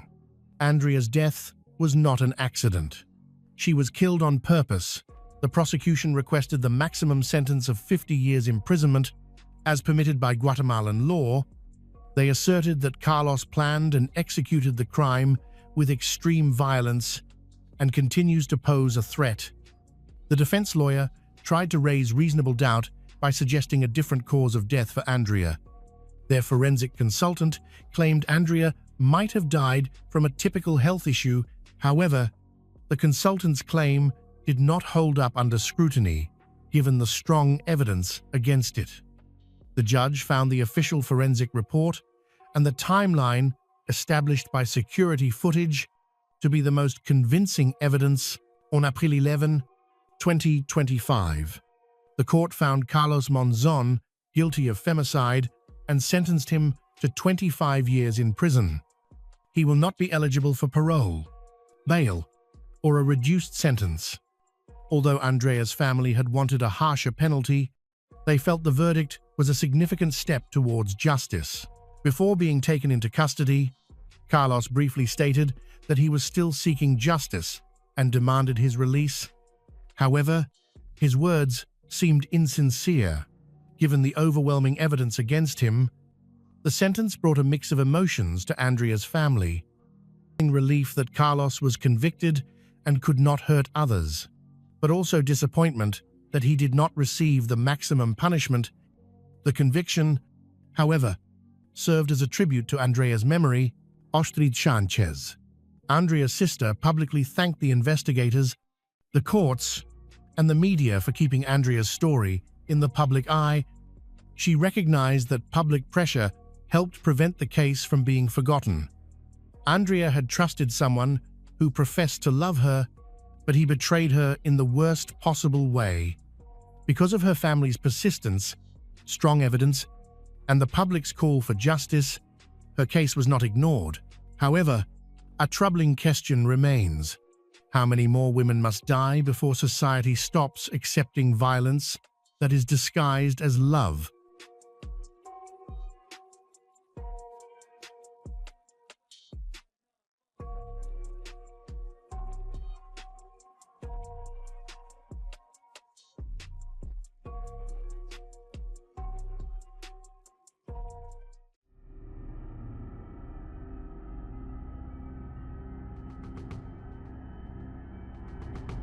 At 51, Suzanne Simpson seemed to have it all. A thriving career in luxury real estate, 4 beautiful children, and a picture-perfect life in the quiet, affluent streets of Alamos Park, Texas. To her friends, she was the embodiment of success and grace, the woman who could balance work, motherhood, and community with effortless charm. But on the night of October 6, 2024, that perfect image shattered. After attending an exclusive event at a private club, Suzanne vanished without a trace. Before dawn, the peaceful neighborhood was pierced by the echo of distant screams from the woods behind her home. Screams that would soon haunt investigators and neighbors alike. By morning, Suzanne was gone. Her husband, Brad, filed a missing person report, claiming confusion and concern. But as detectives began to peel back the layers of their marriage, a chilling revelation emerged months earlier. Suzanne had told her banker that if she ever went missing, people should look for her in a lake. It was a haunting premonition, one that would turn a missing person case into one of Texas's most disturbing mysteries. And as the investigation unfolded, every clue seemed to whisper the same terrifying question: what really happened to Suzanne Simpson that night?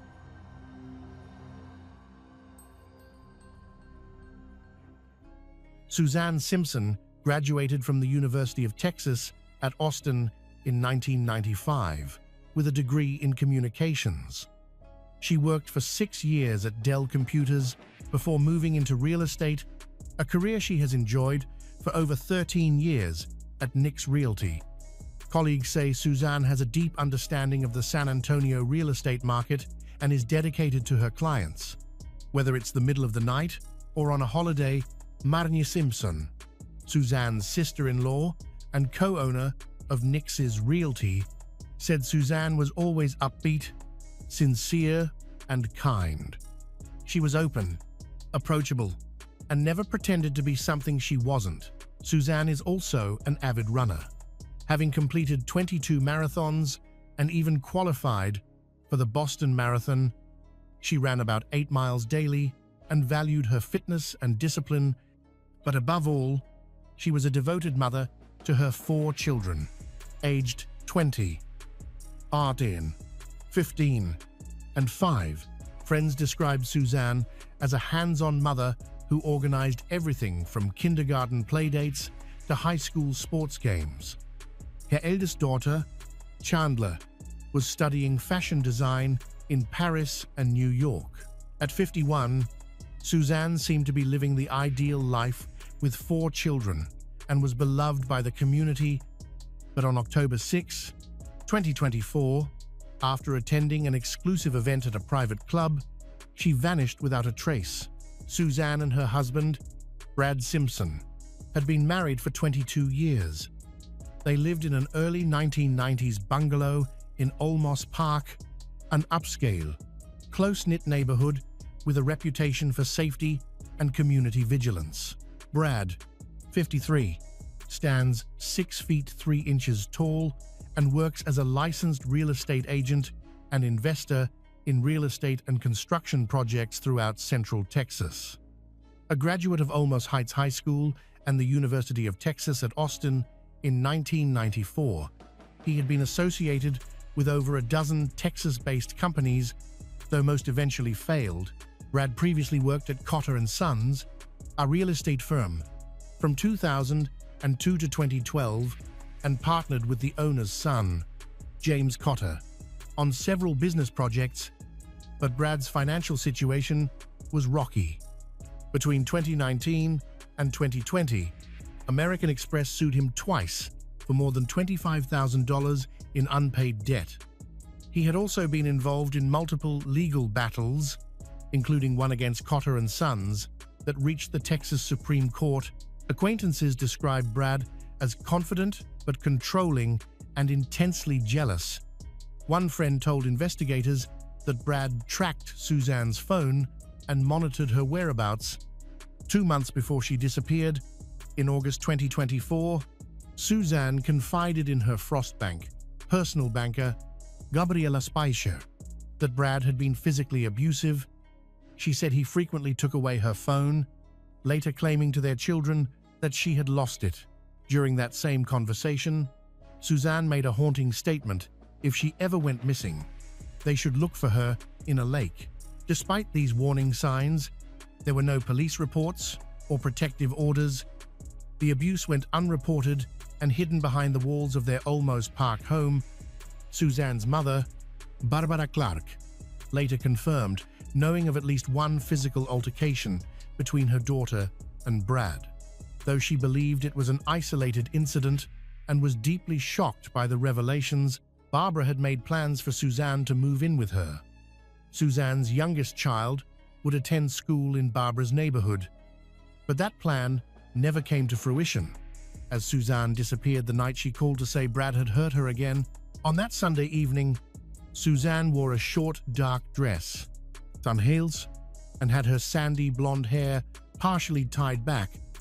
Around 8 p.m., she and Brad took their 5-year-old daughter to a party at the Argyle, a private club in Olmos Heights that had been around for 170 years.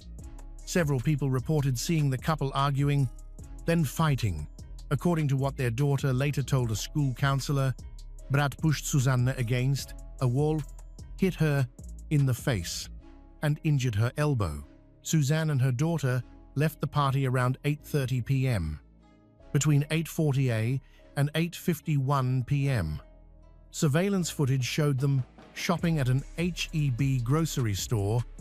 At 9:15 p.m., Suzanne called a family friend to say she was coming over.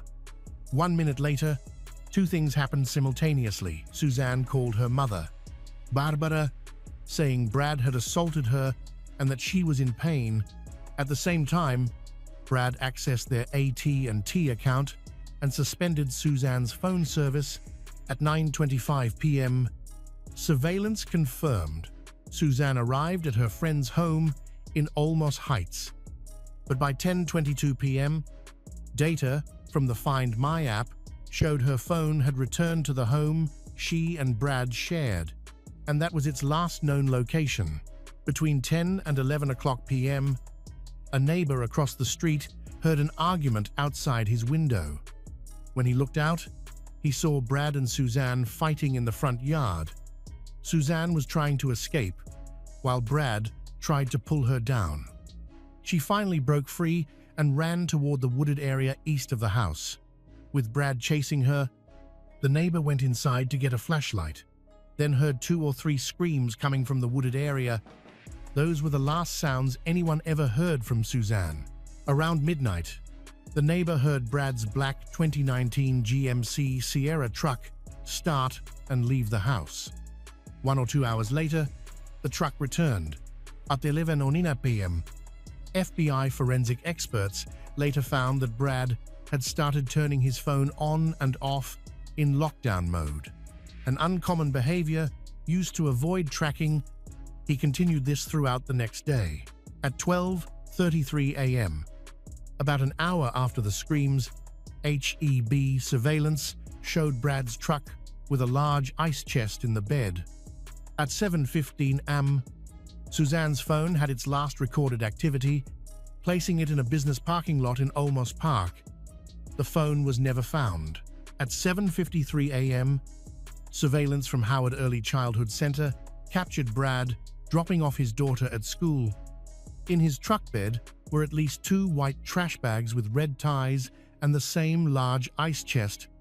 At 9:12 Whataburger drive-through footage in Kendall County showed his truck loaded with 3 white trash bags, a heavy-duty trash bin, an ice chest, and a large, bulky object wrapped in blue tarpaulin, weighed down with a metal firewood rack. Investigators later recorded that the object under the tarp was believed to conceal something due to its shape and size. The arrest affidavit noted that this was consistent with how criminals often conceal or transport victims to avoid detection. At 9:53 Brad's phone location showed him at a Home Depot in Boerne, Texas. Surveillance video captured him buying 2 bags of quick-set cement, an orange bucket with a lid, a box of heavy-duty trash bags, a bottle of disinfectant spray, and insect repellent. He paid in cash, which was unusual for him. In the parking lot, he asked an unidentified man for directions to the nearest dump in Boerne. After leaving, Brad put his phone back in lockdown mode, cycling it on and off between 10 and 11 o'clock a.m. Location data placed his truck near the Kendall County Solid Waste Facility. A few minutes later, Brad stopped at a petrol station in Boerne, where he bought fuel and 2 one-gallon jugs of water. The 3 white rubbish bags that had been in the truck bed were gone. Still visible were the blue tarpaulin, firewood rack, rubbish bin, and ice chest. Brad had also changed his shoes, switching from sandals to dark cowboy boots. Location data then showed him driving west toward Bandera in Medina County, where he stayed for about 13 minutes. His phone continued cycling on and off. At 1:41 p.m., a number plate reader captured his truck returning to Boerne. The blue tarpaulin was no longer visible, and the firewood rack had been moved. Around 3 o'clock p.m., the school called Brad to report that his 5-year-old daughter had not been picked up, something her mother, Suzanne, did every day. At 3:27 p.m., surveillance footage showed Brad collecting his daughter. At that point, only the ice chest and heavy-duty rubbish bin remained in the truck. The firewood rack was gone. At 4:07 p.m., Brad went to the Bubble Bath car wash on San Pedro. Cameras recorded him cleaning the driver's front area and the rear left passenger side of the vehicle. Later, police found dried cement splashes inside the rear passenger area, and in the truck bed, only the ice chest remained. Everything else had been removed. Brad never reported Suzanne missing. The entire day passed without him contacting police, even though she had failed to pick up their daughter at 9:57 p.m. on October 7, nearly 24 hours since Suzanne was last heard from. A concerned friend called Brad. When she learned he hadn't contacted authorities, she told him she would file the missing persons report herself. 14 minutes later, Brad left a voicemail for Olmos Park Police Chief Fidel Villegas. He said that he had not seen his wife since 11 o'clock p.m. the night before, and that she had lost her phone at HEB. However, phone records showed her device was at home at 10:22 p.m., and Brad had suspended her service personally. Brad failed to attend a scheduled follow-up interview with police and moved to his ranch in Bandera County. He appeared to be distancing himself from his family. At 4:35 p.m., he texted James Cotter to ask if Cotter was in Bandera and if Cotter could come to his house quickly, explaining that he didn't have much time. Cotter replied that he would arrive in 40 minutes. Brad then told him to make sure he left everything at the pump, especially the gun. Then, at 8:31 p.m., Cotter texted Brad, telling him to come and promising not to tell anyone, adding that Brad was like a brother to him. On October 8, Brad created 2 notes on his phone titled "This Next Life" and "Last Will and Testament." In them, he apologized for physically assaulting Suzanne in August 2023 and again on October 6, 2024. He also called his brother Barton to apologize for the trouble he had caused. At 1:30 a.m., police arrested Brad on Interstate 10 East in Kendall County. He was charged with assault, family violence, and unlawful restraint. He had cuts and bruises on his arms and hands. Brad showed no surprise or emotion about his wife's disappearance, immediately requested a solicitor, and refused to cooperate with investigators. A search of the Simpson home revealed a new indentation on the wall at the bottom of the stairway, matching the couple's daughter's account that Brad had pushed Suzanne there. Police found 1 bag of cement, even though Brad had purchased 2, along with the heavy-duty rubbish bin, metal firewood rack, and a box of black rubbish bags. Only 28 of the 32 remained. The housekeeper confirmed that the family normally used white rubbish bags with red handles, the same kind seen in Brad's truck. In a locked gun room, police discovered multiple firearms, including an unlicensed short-barrel rifle, leading to federal charges. On October 9, Texas Rangers found a burn site on the family's Bandera County ranch where a laptop and several phones, 3 belonging to Brad, had been destroyed by fire. On October 21, police searched James Cotter's home in the upscale Dominion neighborhood. Acting on a tip from a previously reliable anonymous source, investigators searched behind a wall-mounted television in Cotter's bedroom. There, hidden in a hollowed-out section of the wall, they found a fully automatic AK-47 rifle. Evidence showed that Cotter had taken the rifle from Brad's weapons vault on October 8, just 2 days after Suzanne disappeared. Cotter was arrested and charged with evidence tampering and possession of prohibited weapons. His bond was initially set at $1 million. In December 2024, a key piece of evidence emerged that became central to the prosecution's case. A grand jury indictment revealed that Brad had deliberately hidden a reciprocating saw, an electric tool capable of cutting through metal and bone. On December 5, law enforcement notified Suzanne's family. Suzanne's DNA was found on the jigsaw that Brad had tried to hide. 1 month after she went missing, Brad was officially charged with murder. His total bond was set at $5 million. The charges included murder, tampering with evidence involving a human corpse, tampering with physical evidence, and possession of prohibited weapons. If convicted, Brad faced a sentence ranging from 5 to 99 years, or possibly life in prison. Lead prosecutor Casey Sandoval noted that although no body had been recovered, that did not prevent them from filing the case. He emphasized that the law does not tolerate those who dispose of a victim's body. On December 3, 2024, Brad's defense attorney, Stephen Gilmore, filed a motion to dismiss the indictment. He argued it was too vague and failed to specify how Suzanne died or the act that caused her death. Without a body or a medical examiner's report, he claimed the defense could not adequately respond to the charges. The motion was argued before Judge Joel Perez on April 22, 2025. Prosecutor Sandoval countered that Texas law did not require proof of the exact method of killing, only that Brad intended to kill Suzanne and caused her death.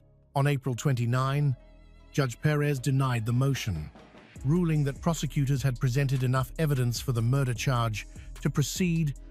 The case would go to trial.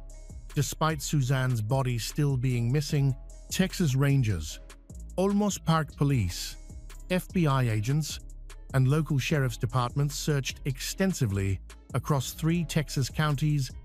They focused on wooded areas where neighbors had reported hearing screams, parts of Interstate 10 near where Brad was arrested, and Brad's ranch in Bandera County. By October 2025, a year later, Suzanne Simpson's body had still not been found. Texas DPS spokesperson Dion Cockrell stated that searches would continue for as long as necessary, noting that remains are sometimes discovered even years later. On November 5, 2024, Brad and Suzanne's 20-year-old daughter, Chandler, posted a viral statement on Instagram. She said that her father had taken her mother's life in a state of rage and control. She added that women in Olmos Heights had been told to keep quiet and that it was time to speak for her mother. Statements from Chandler and her siblings contradicted Brad's account, helping police secure the search warrant that led to the discovery behind Cotter's wall. On September 22, 2025, Judge Perez confirmed that both sides had received sufficient evidence to move forward. The case materials included 5 to 6 terabytes of data, surveillance video, phone records, and forensic reports. Brad remained in the Bexar County Jail under administrative segregation, confined to his cell for 23 hours each day. Pre-trial hearings were scheduled for January 20, 2026, with the trial set to begin on February 13, 2026. The prosecution's evidence included the neighbor's eyewitness account of screams and struggle, Suzanne's DNA on the saw, video tracking Brad's movements with wrapped objects, receipts for cement and trash bags, burned electronics, the secret AK-47, and Brad's written admissions of past assaults. Investigators believe that, based on the timeline and available evidence, Brad attacked Suzanne soon after she returned home that night. Sometime between 10 and 11 o'clock p.m., a neighbor reported seeing a physical struggle in the front yard before Suzanne managed to escape and run toward the woods, with Brad chasing after her. The screams that followed were the last sounds anyone heard from Suzanne. Investigators think Brad killed her in or near the woods, most likely by strangulation, and then brought her body back home. The next morning, a neighbor saw a large, bulky object wrapped in blue tarpaulin in Brad's truck. Combined with Suzanne's DNA found on a reciprocating saw, this suggests that he dismembered her remains. His careful actions over the next several hours, visiting dumps, buying cement, and making multiple trips across county lines, point to a calculated effort to dispose of her body and eliminate evidence. Legal experts consider the case to be strongly supported by circumstantial evidence. A year after Suzanne Simpson's disappearance, her body has still not been recovered. Her daughter, Chandler, continues to raise awareness about domestic violence and vows to be her mother's voice until she is found. The Texas Department of Public Safety continues the search. While the community awaits trial, everyone is working together to bring justice for Suzanne. even though the journey to bring her home is not yet complete.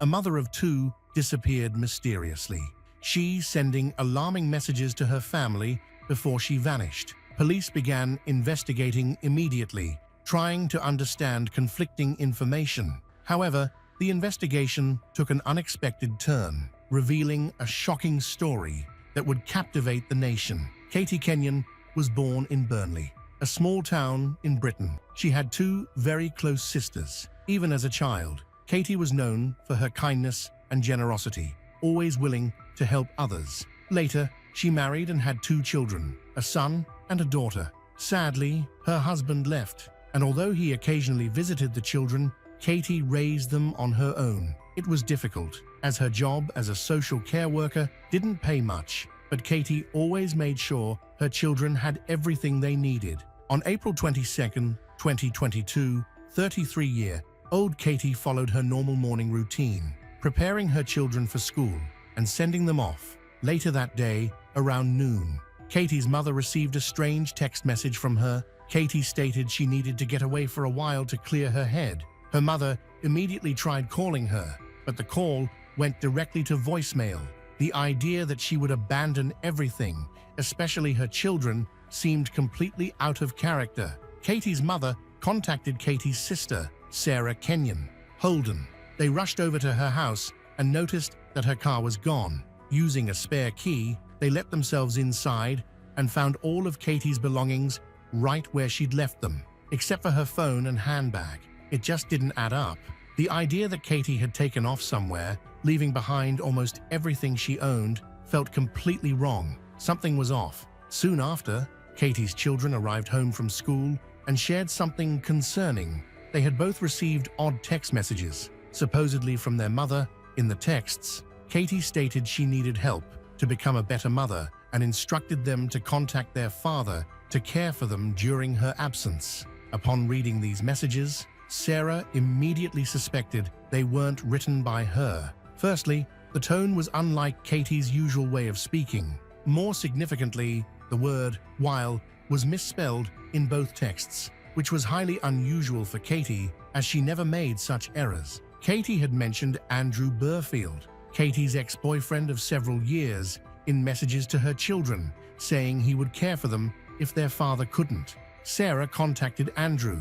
He told her he hadn't seen Katie since the previous day because he'd been at work. He stated that Katie texted him around 2 p.m. that day, informing him that she was leaving her car, keys, and bank card in his mailbox. Andrew claimed this was to repay the £6,000 she owed him for past anxiety treatment. However, Sarah completely disbelieved Andrew's account. Katie's son then mentioned that Andrew had contacted him on social media. Andrew's message stated that Katie had checked into a clinic and asked him to care for her dog until she returned. This struck Katie's mother and Sarah as odd. While they knew Katie and Andrew had a long, turbulent relationship, they believed it was over. Therefore, it seemed strange that Katie would inform Andrew of her plans while neglecting to tell her own mother or children. So, Sarah and her boyfriend decided to drive over to Andrew's place and investigate. The moment they pulled up, she spotted Katie's car parked outside. Inside, she could see Katie's purse and other personal belongings, which only heightened her suspicion. She knocked on Andrew's door, hoping to talk to him face to face, but he refused to open it and told them to leave. The whole thing felt incredibly off. Sarah didn't understand why Andrew seemed so uncooperative. Her boyfriend ended up threatening to kick the door down if he didn't let them in, but Andrew just called the police instead. A few minutes later, officers arrived and spoke with Katie's sister first. She laid everything out, how the family was worried sick, and how they didn't believe for a second that Katie would just vanish without saying a word to anyone.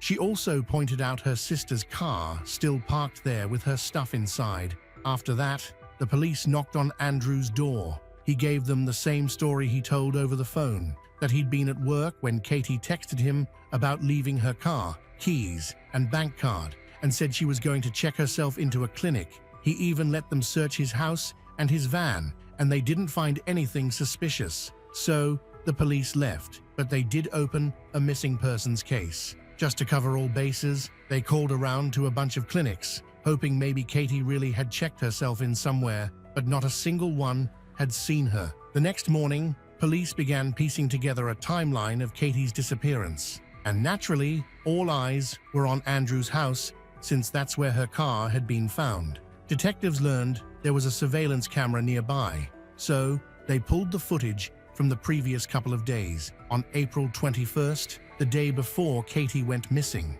she was seen pulling up to Andrew's house. The footage showed her getting into his van, kissing him and smiling. Nothing seemed out of the ordinary. But the next morning, at 9:20 a.m., things took a very different turn. That was the day Andrew told police he'd been at work when Katie supposedly dropped off her car, but the footage showed otherwise. It clearly showed Katie arriving at his house, getting out of her car, and climbing into the passenger seat of Andrew's van. And right there behind the wheel was Andrew himself. Police immediately checked traffic cameras along the direction the van had gone.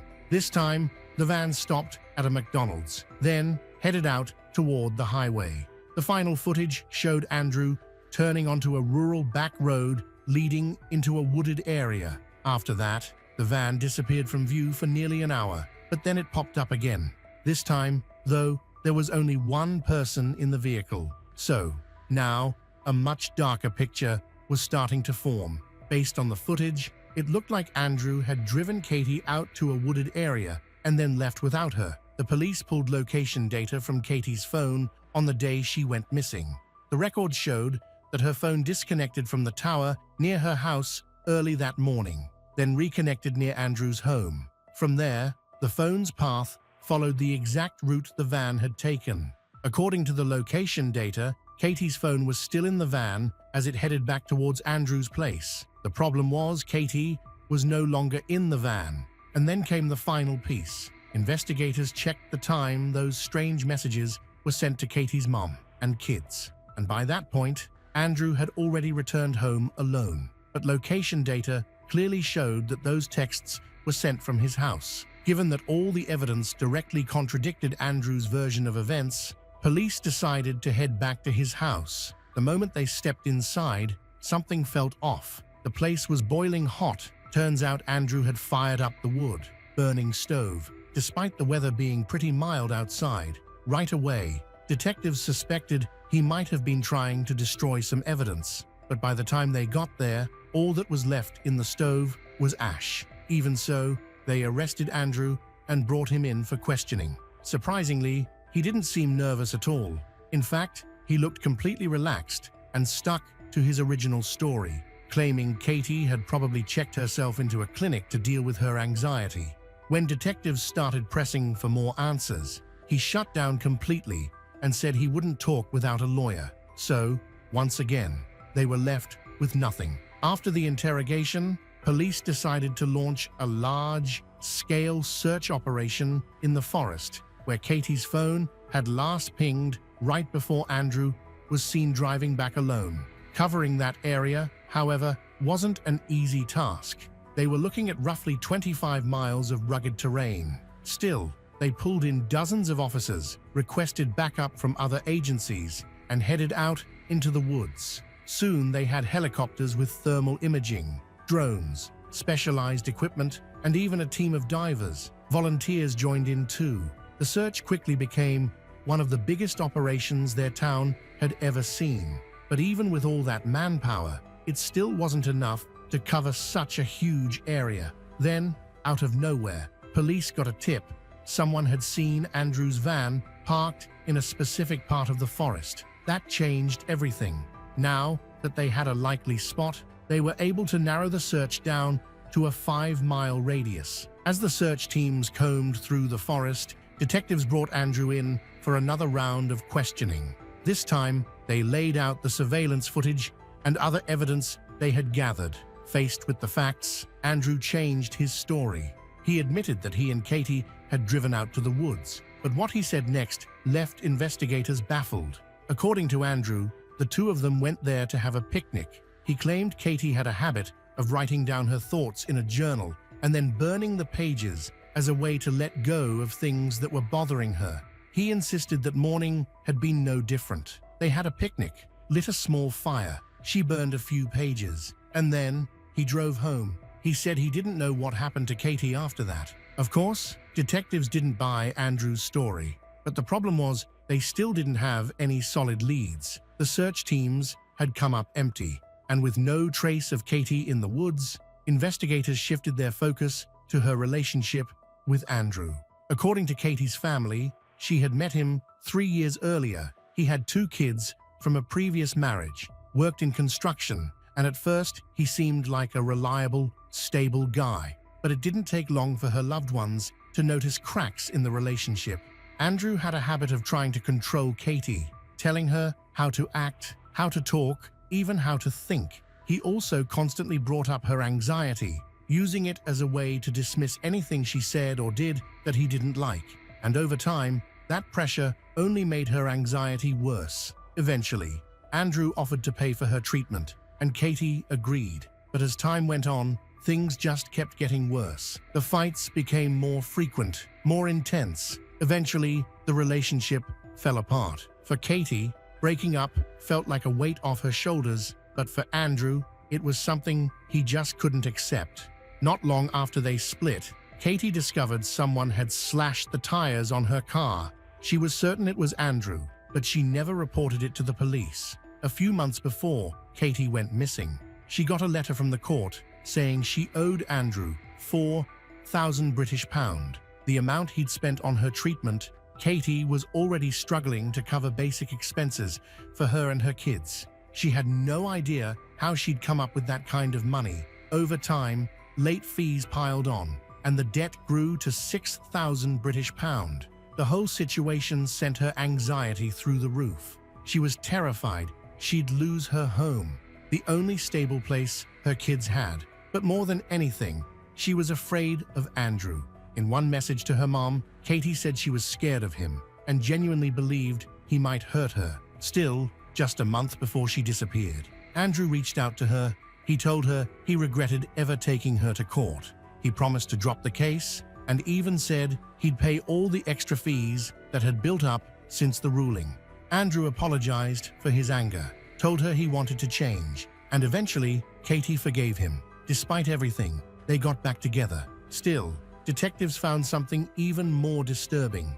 Just one day after Andrew promised to fix everything with the court, he actually called the debt collectors and told them to go harder on Katie. He wanted them to push her even more. Investigators believe this was all part of his plan to increase the pressure on her, making her even more dependent on him.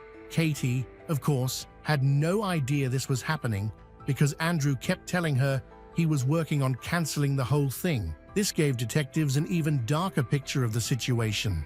All the evidence pointed to one conclusion: Andrew was a skilled manipulator and a compulsive liar who would do anything to get his way. Soon, detectives received further confirmation of this theory. People who knew him corroborated this, telling investigators that Andrew had a knack for getting inside people's heads and controlling them, something he had been doing for years, even with those closest to him. Despite all this, police still had no clue where Katie was. The search dragged on, day after day, without a trace. But then, finally, investigators caught a break.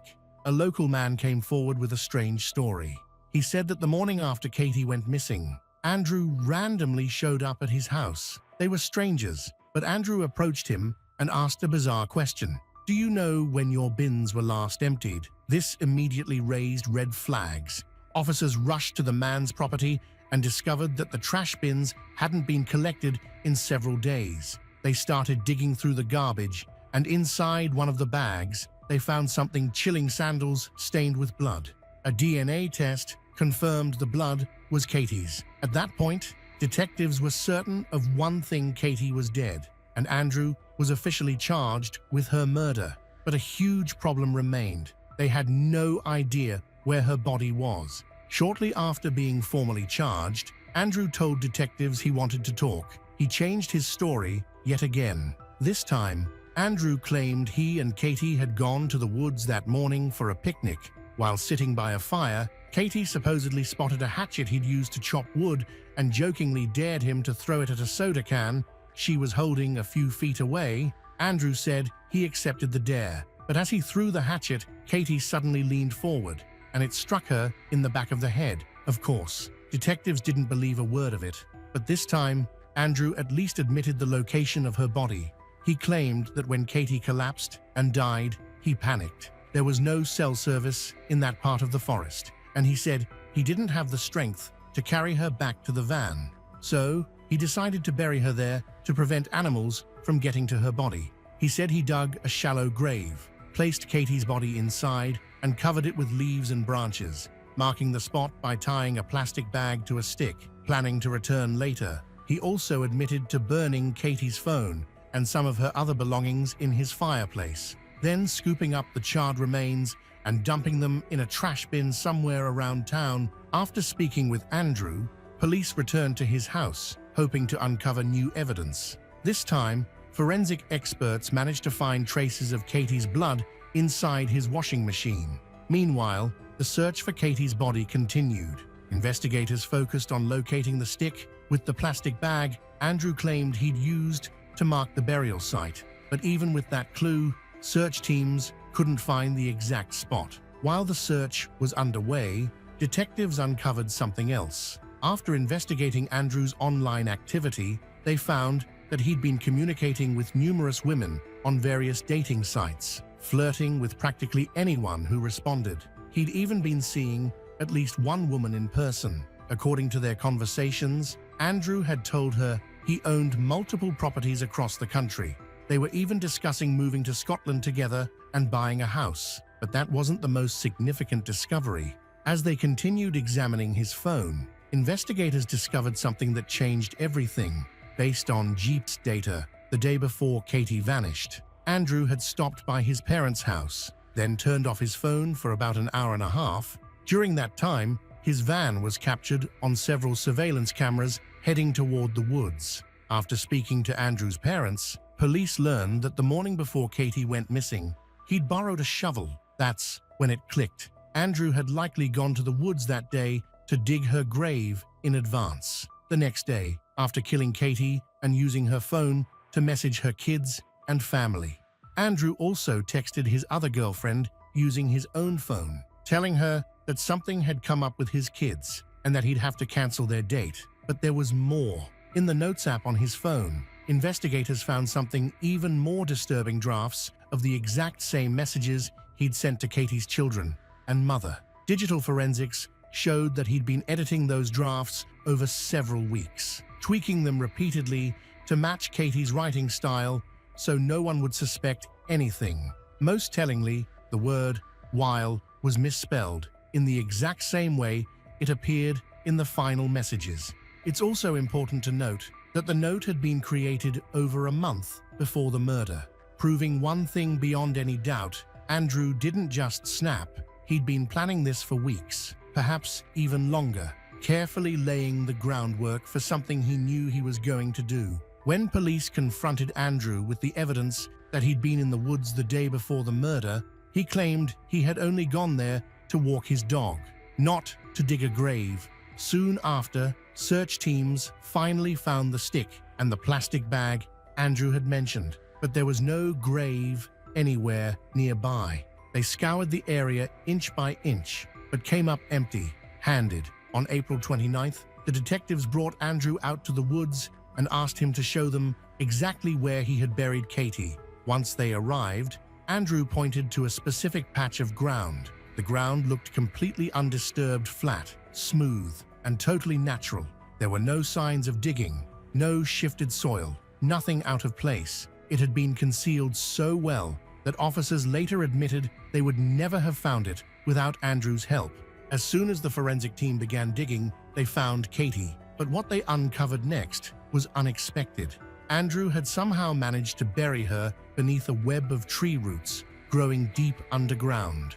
Later, a geology expert explained the complexity of the grave. According to him, it would have taken hours to dig something like that, meaning Andrew had clearly come back more than once. The expert also pointed out that Andrew had separated the soil by layers, then buried them back in the correct order, which explained why the grave looked so untouched. That level of planning was chilling. Katie's body was handed over to forensic examiners. Immediately, Andrew's story about the Coke can and the axe throw fell apart. Katie had died from blows to the head with a hatchet, not just 1 or 2, but 12 times. By that point, there was no doubt in the detectives' minds this wasn't an accident. This was cold, calculated, and premeditated murder. With all of that evidence, the prosecution began preparing for trial. The case against Andrew was overwhelming, more than enough to secure a conviction. But one thing remained unclear: the motive. Investigators believed Andrew was fueled by bitterness and resentment. Katie had broken up with him months earlier, and it seemed his ego couldn't handle the rejection. That bruised pride, they believed, turned into hatred and ultimately led him to kill her. The trial began in November 2022, and at first, Andrew pleaded not guilty, but just 3 days in, he suddenly changed course. Out of nowhere, he reversed his plea and admitted to the murder. Unfortunately for Katie's family, he didn't offer any new details. He simply accepted responsibility, but it was still enough. In the end, the court sentenced Andrew Burfield to life in prison with the possibility of parole after 32 years, calling him a deeply dangerous individual. The case was officially closed.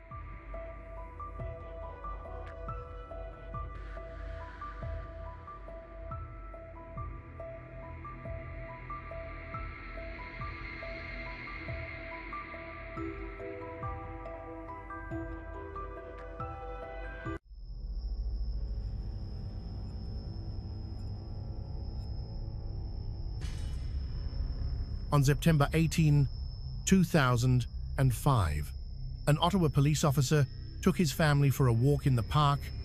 In the middle of a quiet trail, he stopped suddenly. A pungent stench wafted through the autumn wind, a smell he recognized immediately. The smell of death. He followed the trail, deep into the bushes, and there, just a few dozen feet from the trail, under a hastily covered layer of leaves, was a half-decomposed body. It was naked, its clothes gone, and its face unrecognizable. It was Jennifer Teague, the 18-years-old, who had disappeared just over a week earlier. On her way home from a night shift, the terrible truth was revealed. Jennifer was no longer alive, and this was no accident. She had been murdered by someone still at large, possibly in the very neighborhood her family had thought was the safest. Now Ottawa was gripped by fear, and one haunting question spread through every home. Who killed Jennifer Teague? And how had a predator been walking freely among them, unseen until it was too late?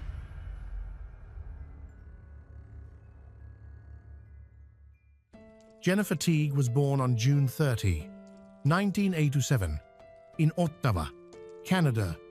She is the youngest of 3 siblings and is always taken care of by her 2 older brothers.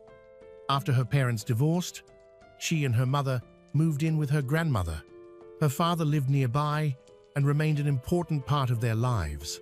In school, Jennifer was passionate about sports. She played baseball and soccer and was especially devoted to hockey. Her bedroom walls were covered with posters of her favorite players.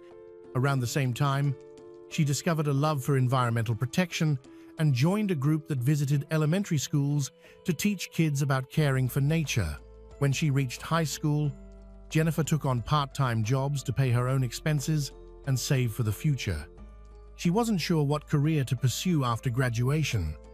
She considered fashion design, but also thought about working in environmental protection. By September 2005, at 18 years old, she had started her senior year and was eagerly looking forward to graduation.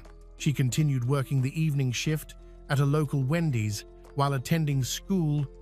At the time, she had adopted a kitten from a rescue and was looking forward to her next paycheck so she could get her cat vaccinated. On Wednesday, September 7, after school, Jennifer took a short break at home and then left for her evening shift. Taking the bus to work, around midnight, she closed the restaurant and began walking home. The buses had stopped running, so she faced a walk of just over a mile. Even though it was late, most of the way was on well-lit main streets, which was the route she took every day, so she wasn't too worried. After leaving work, Jennifer called two friends who were also finishing evening shifts nearby. They agreed to meet outside a 24-hour convenience store, about halfway between her job and her house. The three of them sat together for about an hour, talking and sharing stories from their day. At around 1:30 a.m., Jennifer said goodbye and headed home. She had about an 18-minute walk left. The next evening, her mother began to worry. She had not heard from her since the night before. Jennifer's room was in the basement, so when she came home late, her family often didn't see her. In the mornings, she typically left early to catch the school bus before her mother and brothers woke up. When Jennifer didn't return from school and didn't answer calls, concern turned to fear. She always told her mother where she was going, but that day there was no message. Her mother found out that she had missed school and then missed her shift at the restaurant. Panic set in. She called all of Jennifer's friends. No one had seen her since the night before. Her father also hadn't heard from her. With no leads, her parents reported her missing. Although Jennifer was 18, police acted quickly and began a search. Officers interviewed friends and classmates, while family and neighbors canvassed the area. Some searched the streets, others printed and posted flyers with Jennifer's photo and details. Investigators first concluded it was unlikely Jennifer had run away. Family and friends described her as extremely responsible and never one to disappear without telling someone. Detectives then reconstructed her movements. Jennifer's friends confirmed that they parted ways with her at around 1:30 a.m., with her heading home while they headed the other way. Soon, investigators learned something new. Jennifer hadn't left work alone. A co-worker named Mark had walked with her part of the way before she split off to meet her friends at the convenience store. Detectives visited Mark and immediately noticed fresh scratches on his face. Suspicious at first glance, he claimed they were shaving cuts and showed them his razor, which proved nothing. Investigators began to suspect he might be involved in Jennifer's disappearance and that the scratches could be from her fighting back. However, there was no evidence linking him to a crime. They asked Mark to take a polygraph. He agreed, and the results showed no deception. That lowered suspicion. Detectives also investigated Jennifer's ex-boyfriend. He said they remained on good terms, hadn't spoken that night, and that he'd been home. He, too, passed a polygraph, and investigators ruled him out. Attention then shifted to Boris, a 21-year-old local whom Jennifer knew. Friends had seen him drive past while they sat outside the store that night. Further checks revealed Boris had a troubling history: erratic behavior, prior stalking accusations, and a restraining order. Friends added that he had recently asked Jennifer out, and she declined. Detectives interviewed Boris. He denied involvement, but appeared nervous and struggled with some questions. He consented to a search of his car. One window was shattered. Investigators considered whether it broke during an abduction, but Boris said it happened earlier. He also took a polygraph and showed no signs of deception. Despite his behavior and past, there was no solid evidence tying him to Jennifer's disappearance. Meanwhile, police, family, and friends searched the city but found no trace of Jennifer or her belongings. A new theory spread in Ottawa. A serial offender could be responsible. 2 years earlier, Ardith Wood had disappeared elsewhere in the city and was later found dead in a river. With no arrest in that case, people feared the same predator might be involved. With few leads, investigators intensified efforts. They established a command center in a church near the store where Jennifer was last seen.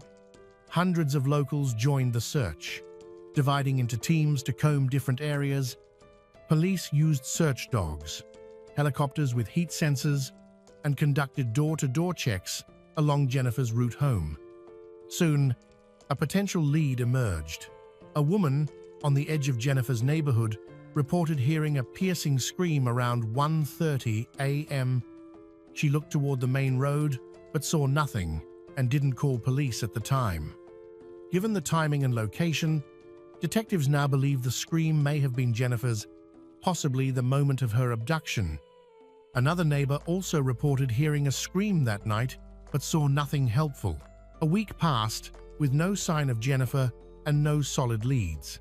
Hopes of finding her alive began to fade. Detectives reclassified the case as a possible homicide, unlocking additional resources. They held a press conference asking the public for information, and Jennifer's parents pleaded with the presumed captor to release her. Still, the search turned up nothing. Investigators tried a new approach. Jennifer's neighborhood was made up of private homes with yards, each requiring a warrant to search, and no judge would approve warrants for hundreds of properties, so detectives went door to door asking for voluntary consent. Most residents agreed, and officers searched hundreds of homes and yards, but found nothing. This continued for several days until everything changed. On September 18, about a week and a half after Jennifer disappeared, a police officer took his family to a park on the edge of town.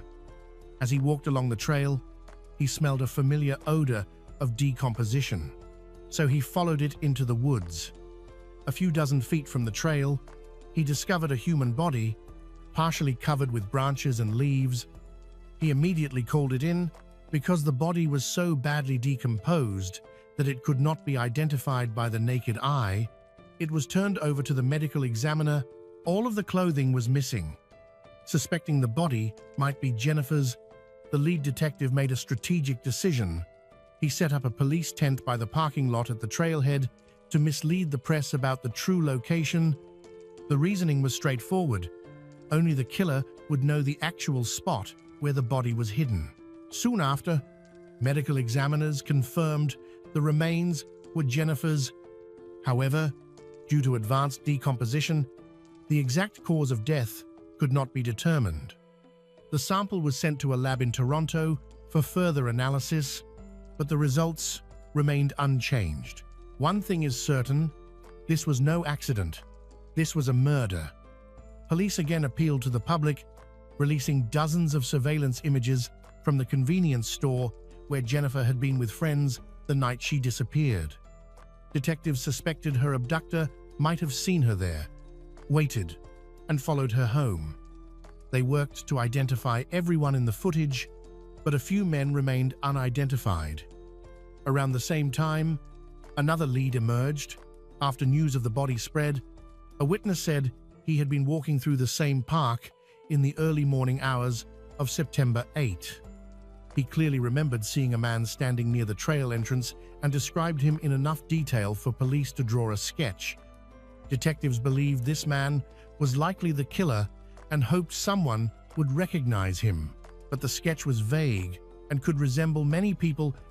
It generated another wave of tips, all of which led nowhere. Things got even more complicated when two different men confessed to Jennifer's murder. A closer look revealed that both were liars and that they had no reason to commit the crime. They were just looking for attention. From then on, the case was almost dead. The clues were thin, and the police still lacked the evidence to get any closer to solving the case. Later, investigators learned that the murder of Ardith Wood, killed 2 years earlier, had been solved.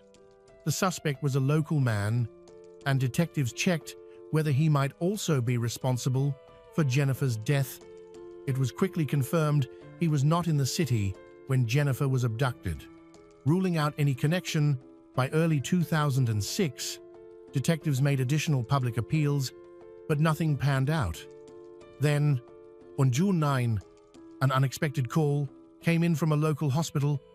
Staff reported that a man had run into the street completely naked, shouting that he had killed Jennifer Teague.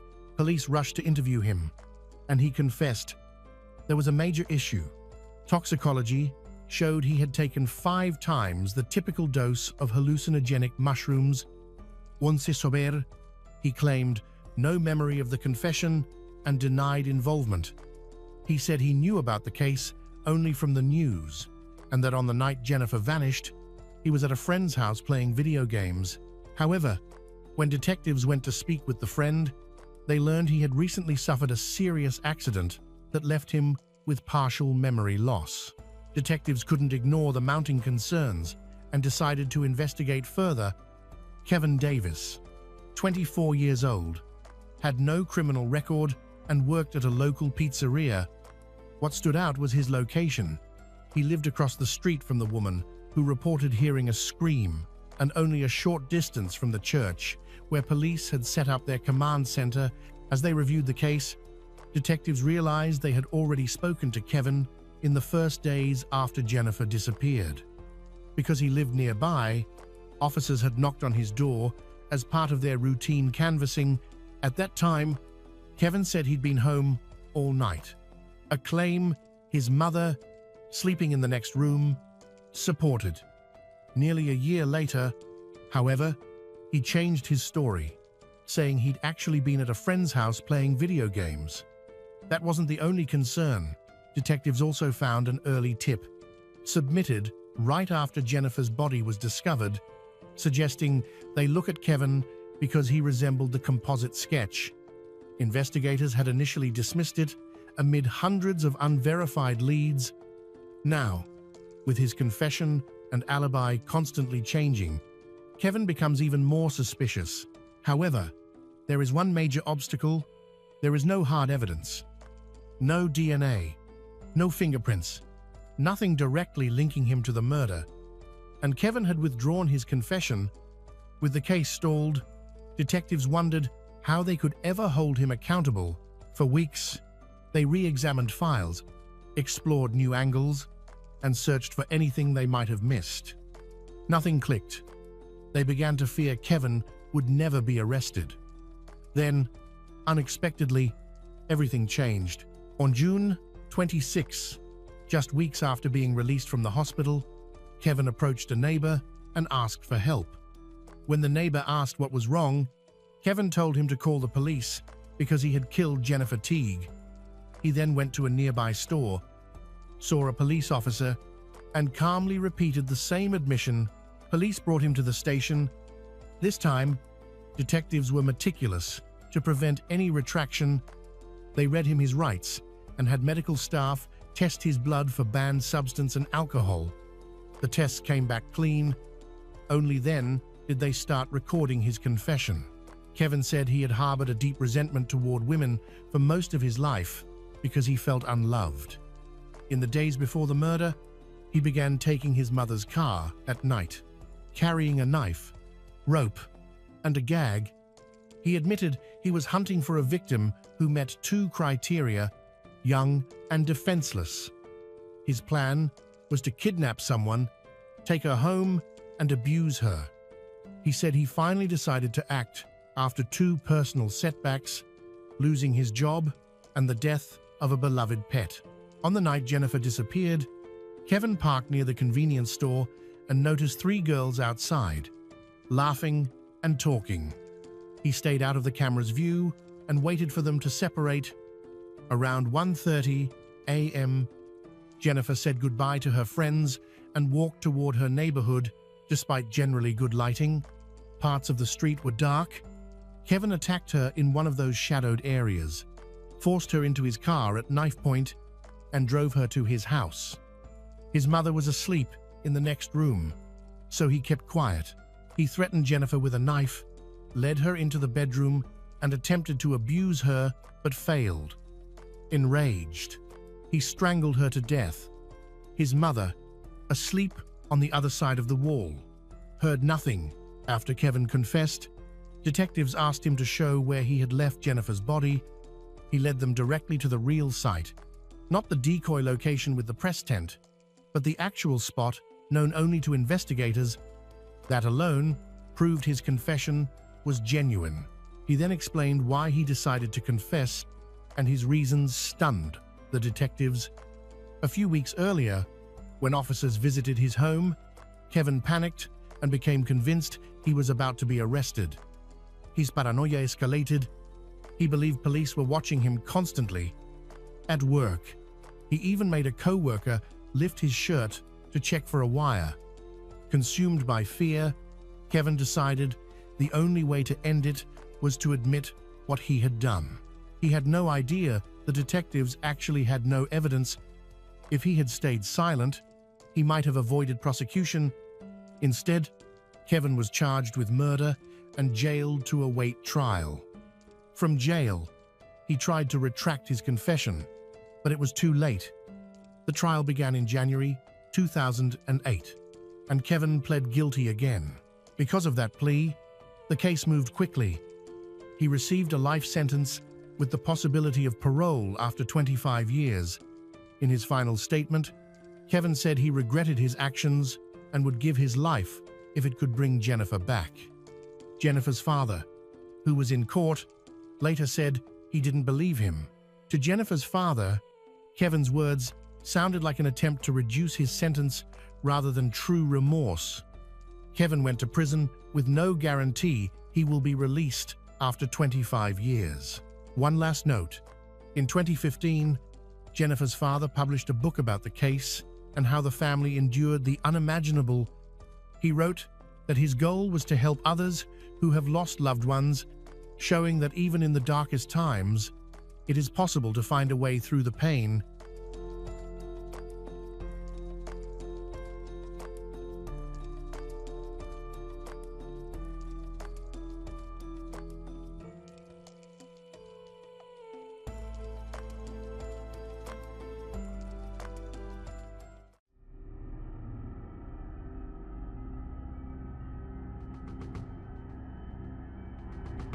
On a quiet spring night in 2015, the town of Somerville, South Carolina, was shaken by a disappearance that would soon unravel into one of its darkest tragedies.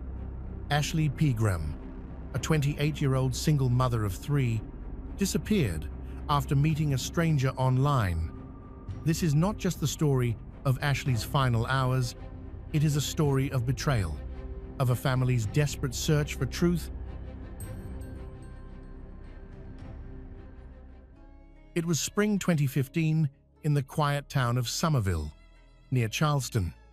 Ashley, a hard-working single mom raising 3 young children, had connected with someone on the app Meet Me. They had also been messaging on Kik for about a month before deciding to meet in person. On the evening of the 3rd of April, 2015, around 9:30 p.m., Edward picked her up from her home in a Hyundai Sonata. The next morning, Ashley's family received a message claiming she had been dropped off at a gas station because she was too drunk. But that story didn't make sense. Ashley wasn't the type to disappear without checking in, especially with her kids waiting at home. Panicked, her family immediately reported her missing, leading to a community search and an urgent police investigation. To truly understand why Ashley's disappearance struck such a deep chord, we need to look at the woman behind the headlines. Ashley Pegram grew up in Somerville, South Carolina, in a close-knit family that valued togetherness. She shared a modest home with her mother and sister, Brandy Chance, sometimes even sharing one phone for the whole household. At just 28 years old, Ashley was already a devoted mother of 3. Friends and family described her as a loving, playful parent, the kind of mum who turned chores into games and always put her kids first. But life hadn't been easy. Years earlier, the father of her sons had passed away, leaving her to grapple with grief. At times, she leaned on alcohol to cope with the pain, though her mother made sure those struggles never touched the children. That April evening, Ashley told her family she was heading out for a casual night, just a drink or two. She wore jeans, a grey sweater, and new shoes, keeping it simple. When Edward Bonilla, 30, the man she had been talking to, arrived in his Sonata, he didn't come to the door or introduce himself. He just waited in the car, which struck her family as odd. Still, Ashley got in, and the two drove off. They ended up at a bonfire hosted by Edward's brother. It was a casual gathering. People around a fire, others playing ping pong in the garage. Ashley seemed relaxed, chatting with people she'd never met before. One attendee later recalled that Ashley was friendly and easy to talk to. She had a couple of beers from the six-pack she'd brought, but showed no signs of intoxication. She was steady, engaged, and in control. By about 11:45 p.m., Edward decided it was time to leave. Ashley wasn't in a hurry. She still had beer left and seemed to want to stay, but he took the rest of her six-pack and ushered her out. Just after midnight on April 5th, they pulled into a gas station on College Park Road. Security cameras captured Ashley going inside at 12:04 a.m., using the restroom, and leaving at 12:11 a.m. She appeared fine, calm, and composed. She got back into the Sonata, and the two drove off together. After that, according to Edward's later account, things got heated in the car. He said Ashley started yelling, accusing him of stealing her mum's phone. Even though she hadn't taken the family phone with her that night, he claimed she became so upset that she wandered out near a mobile home park, which was only about 1.5 miles from her house. He said he let her out there to use the bathroom again and then drove off after the argument, assuming she would walk home, but as the hours passed and Ashley never returned, it became clear something far more sinister had happened that night. Ashley's house was silent that night. Her usual, "Mom, I'm home," never came. At 3:29 a.m., Edward sent a kick message to the family phone, saying he hoped Ashley was okay.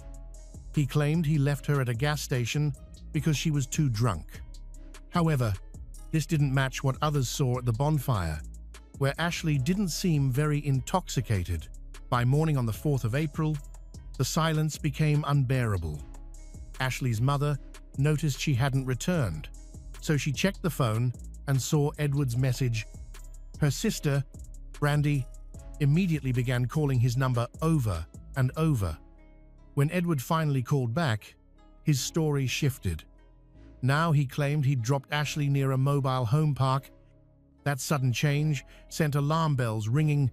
Brandy and her mother rushed out, walking the dark roadside near the park, peering into ditches, terrified she might have fallen or been struck by a car. They found nothing. Still, Brandy couldn't shake the sinking feeling in her chest. As hours passed with no sign of Ashley, panic grew. The family reached out to friends, spreading word of her disappearance. Everyone knew Ashley would never abandon her children. By that evening, her mother called dispatch to file a missing persons report. She laid out the details of the date, the late-night messages, and just how out of character this was. With those early red flags, the Dorchester County Sheriff's Office quickly took action. Detective Sergeant Martin was assigned on the 7th of April, just days after Ashley was last seen. He started where most cases begin, with the people closest to her. Brandy recounted everything: the shared family phone Ashley had left behind, the 3:29 a.m. kick message, and Edward's inconsistent stories. Martin quickly saw that this wasn't a case of someone walking away from their life. Ashley had no history of disappearing. She was a devoted mother, with no enemies, no bitter disputes. Her world revolved around her kids. Friends and neighbors echoed the same picture. Ashley was lively, photogenic, the kind of person who lit up family gatherings. No one recalled seeing strange cars beyond Edward's Sonata that night, nor hearing arguments near the house. Still, Some hinted at her vulnerability, saying grief sometimes led her into impulsive choices. One friend remembered Ashley was depressed, making poor decisions and things like that because of it. Neighbors joined the family in combing ditches and wooded lots, but the searches came up empty. Police pushed flyers, took in tips, and monitored social media, but no breakthrough came. Then came Edward. On the 8th of April, at 6:00 p.m., he walked into the sheriff's office for an interview. At first, he seemed cooperative. He outlined his story, picking Ashley up, going to the bonfire, her drinking, the stop at the gas station, the argument about a stolen phone, and finally dropping her near the mobile home park. He even pointed to a scuff mark on his car's front right quarter panel, claiming Ashley had kicked it in anger.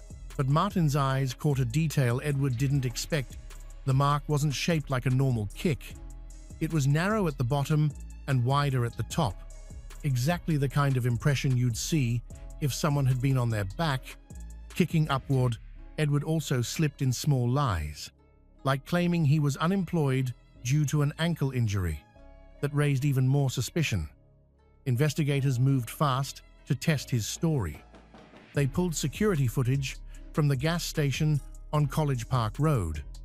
The video confirmed the timeline: the Sonata pulling in at 12:04 a.m., Ashley stepping out, calm and steady, using the restroom and getting back into the car at 12:11 p.m.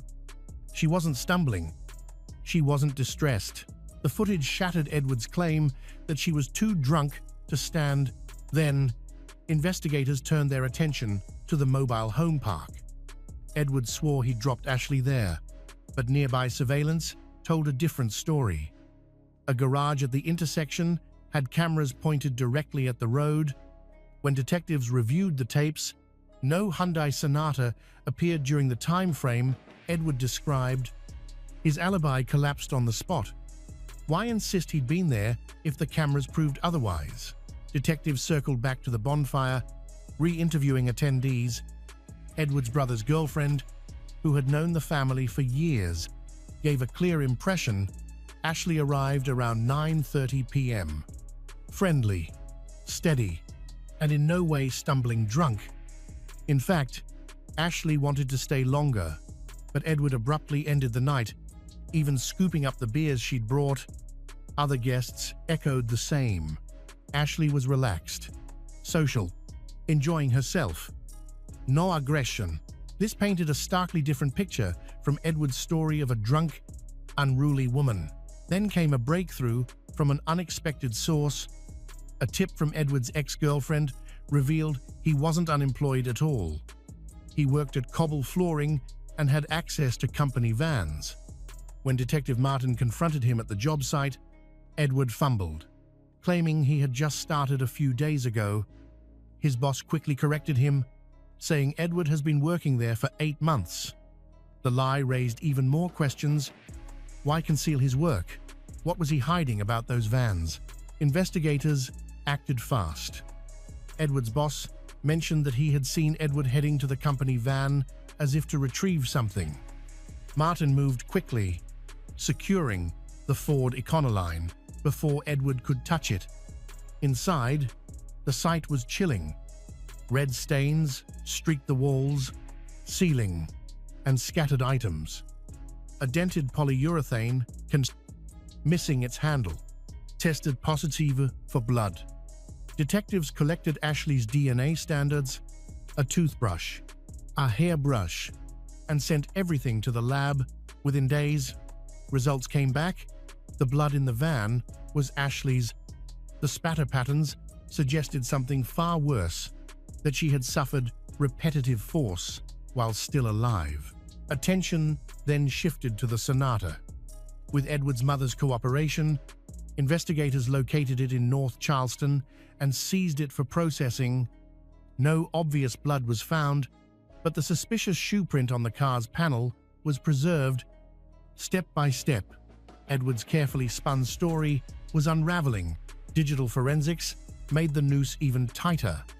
Cell phone records showed Edward's device pinging towers far from his normal routes on the 4th of April between 6:44 a.m. and 7:12 a.m. His phone was in Harleyville. Hours later, pings placed him back near work. What was he doing there? Search efforts widened. Authorities scoured reservoirs near Edward's apartment complex, even calling in the Department of Natural Resources to help scan the alligator-infested waters by boat and air. But no trace of Ashley surfaced. Still, investigators knew the case was building. By mid-April, the evidence was overwhelming: blood in the van, phone pings pointing to suspicious travel, witnesses contradicting Edward's story, and his lies about even the simplest details. On the 15th of April, 2015, detectives decided enough was enough. They moved to arrest Edward Bonilla for obstruction of justice, citing his repeated deceptions. When officers arrived at his apartment complex, the scene only deepened their suspicions. Edward was dragging a suitcase toward a rental SUV, seemingly preparing to vanish. The timing was telling. He was taken into custody without resistance. What began as a missing persons case was now a homicide investigation, with Edward squarely in the spotlight. To understand Edward Bonilla, investigators dug into his background. Born and raised in Dorchester County, he attended local schools, where classmates remembered him as someone who blended in with the crowd. He had a brother, Anthony, and the family often gathered for casual get-togethers, like the bonfire Ashley attended that night. Outwardly, Edward seemed ordinary, with a steady job and a long-term girlfriend, but text records revealed another side. While making plans with his partner about dinner and intimacy, he was also messaging Ashley. It painted the picture of a man leading a double life, showing little concern for loyalty or honesty. Professionally, Edward had worked at Cobble Flooring for 8 months, installing flooring and driving company vans. His criminal record was minimal. No serious charges that might have raised alarms, but people who knew him later described a pattern of disregard toward women. When first questioned after his arrest, Edward stuck to the story he'd told before.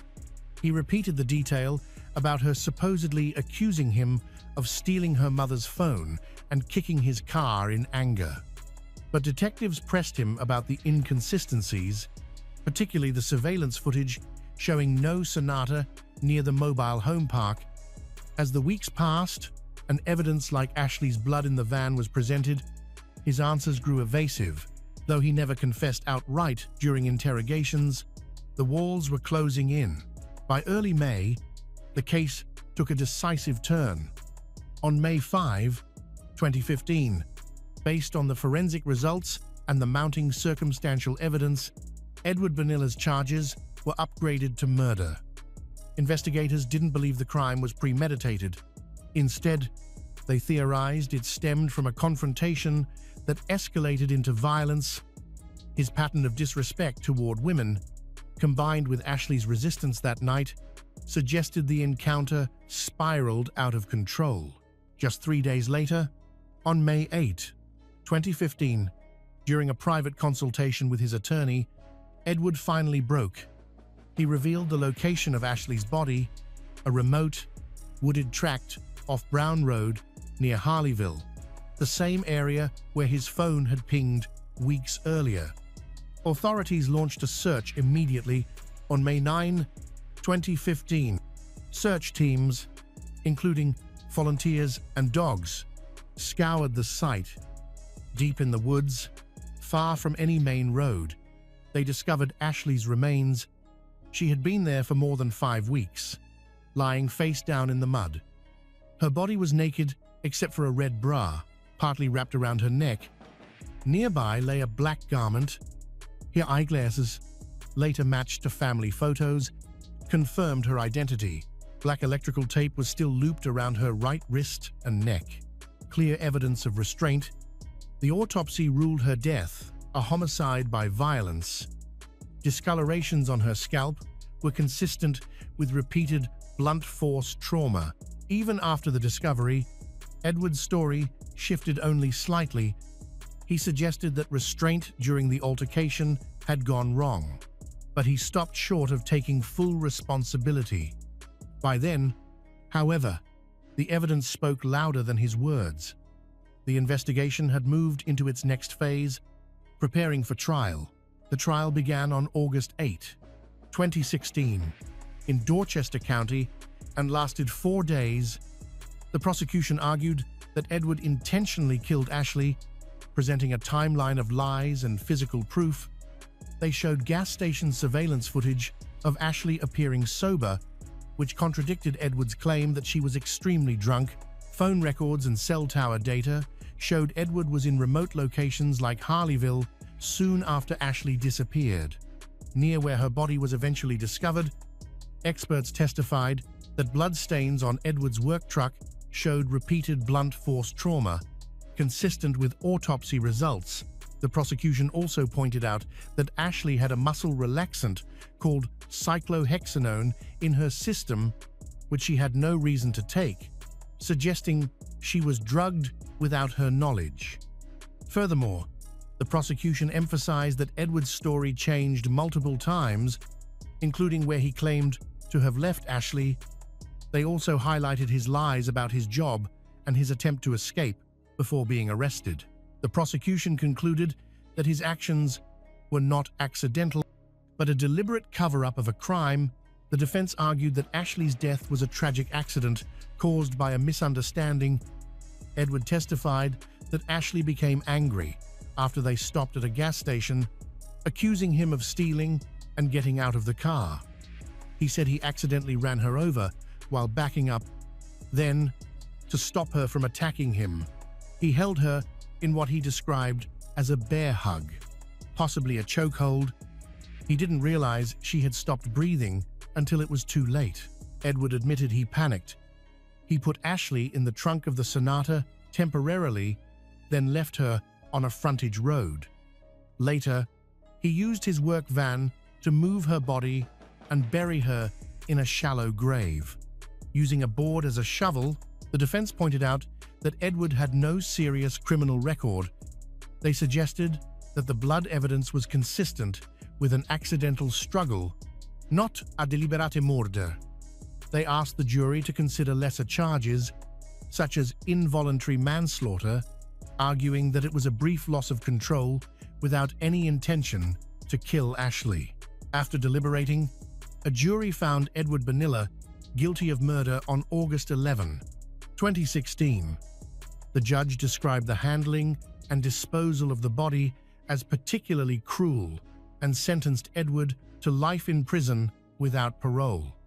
He appealed the conviction in 2019, arguing issues with evidence, admission, and trial conduct, but the South Carolina Court of Appeals upheld the decision, affirming the life sentence.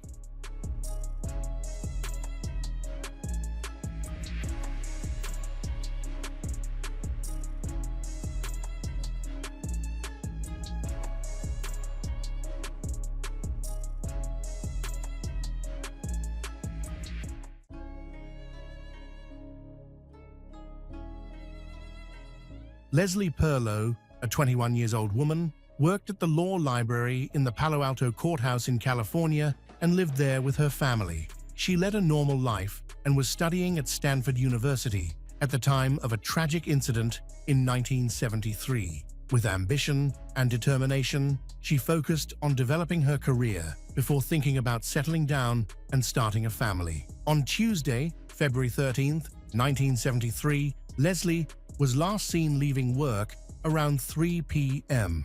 When she did not return home, her family initially assumed she might have gone for her usual walk around the Stanford campus. But as time passed and she still hadn't appeared, they began to worry. After contacting friends and colleagues, but no one had any information about her, the family organized a search. When their efforts led nowhere, they reported her missing to the police, who took the situation seriously and began investigating. 2 days later, on February 15th, officers discovered Leslie's body in bushes near the university campus. She had been strangled with her scarf and showed clear signs of a brutal attack, including bruises covering her body.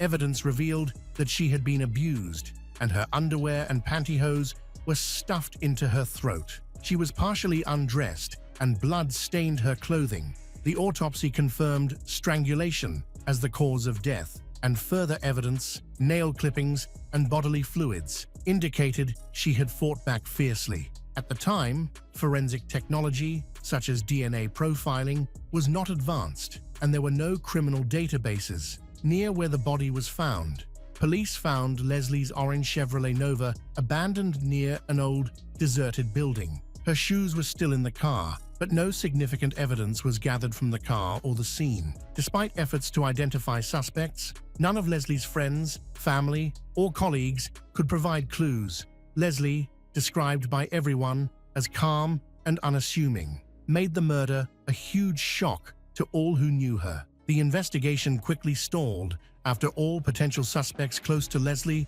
were ruled out through verified alibis.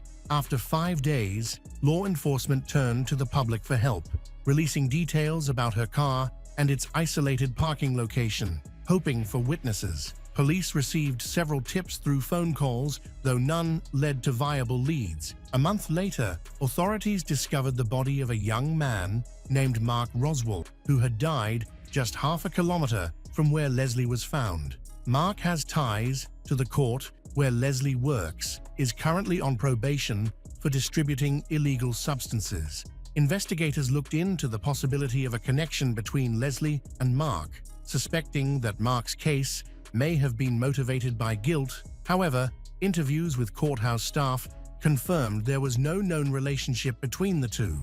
Family and friends of both Leslie and Mark were unable to establish any link. After thoroughly investigating Mark's background, detectives found no evidence suggesting a history of violent crime. His only prior offense was dealing banned substances. Ultimately, Mark was ruled out as a suspect. Despite significant efforts, Leslie's case remained unsolved. During this time, a new lead surfaced when a police officer contacted the station.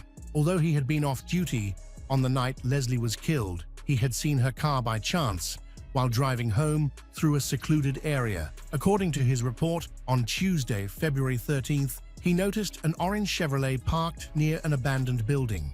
The sight caught his attention because the location was usually deserted. Alongside the Chevrolet, he saw a gray car and a young man with long blonde hair standing between the two vehicles. Leaning over as if speaking to someone, he observed the situation for a while, but did not notice anything overtly suspicious, so he continued on his way. While his account provided some useful information, he unfortunately didn't recall the license plate of the gray car. Based on certain evidence, detectives began to suspect that Leslie might have been the victim of not just a violent crime, but also a serial killer. Their suspicions were reinforced by the fact that several serial killers were active in the state during the early 1970s. The media immediately picked up on this theory, and over the years, speculations arose that Leslie might have been a victim of infamous killers like the Zodiac or Herbert Mullin, both of whom were responsible for multiple murders in the region. Even Ted Bundy was considered a suspect, as he was attending school in San Francisco during this period and lived near Stanford. Another theory attributed her death to a cult known as the Angels of Death, whose victims were found in San Francisco. However, as the investigation struggled to gain traction, detectives explored every lead. Over time, prominent suspects such as Ted Bundy, the Zodiac, and others were cleared of involvement. A year after Leslie's tragic death, another devastating incident shook the community. On Sunday, March 24, 1974, 21-year-old Janet Taylor was preparing for a busy day of work and visiting friends. Her car had broken down the day before and was in the repair shop, so her father gave her a ride to work. After finishing her shift, Janet planned to stop by her friend Deborah's house. Janet was a young woman full of ambition. She had recently turned 21 and was the daughter of a well-known university coach. She worked hard as a university student and dreamed of a successful career. That evening, after spending time with Deborah, Janet realized around 7 p.m. that she urgently needed to return home to let the dogs out for a walk. Wanting to avoid inconveniencing anyone, she refused to call her father or accept Deborah's help. Instead, she decided to hitchhike to her home in La Honda, a short distance away in an area surrounded by nature reserves near Stanford. Confident in her decision, Janet believed there was no reason to worry, and Deborah didn't perceive any danger either, a mistake that would prove to be fatal. The next morning, Janet's boyfriend noticed that she hadn't returned home. Alarmed, he contacted her friends and family to try to determine what had happened, but no one had seen her. Later that same morning, a milk delivery driver traveling near Stanford noticed something suspicious on the side of the road. When he stopped to investigate, he made a horrifying discovery. It was the body of a young woman. When the police arrived, they identified the victim as Janet Taylor. She had been strangled with her own sweater. Although she was clothed, her shoes were missing. Oddly, her feet were clean, despite the heavy rain the night before. While her body was damp, the ground underneath was dry, suggesting she had been placed there after her death. Janet's clothes were torn, and, like Leslie's, her underwear and stockings had been forcibly shoved into her throat.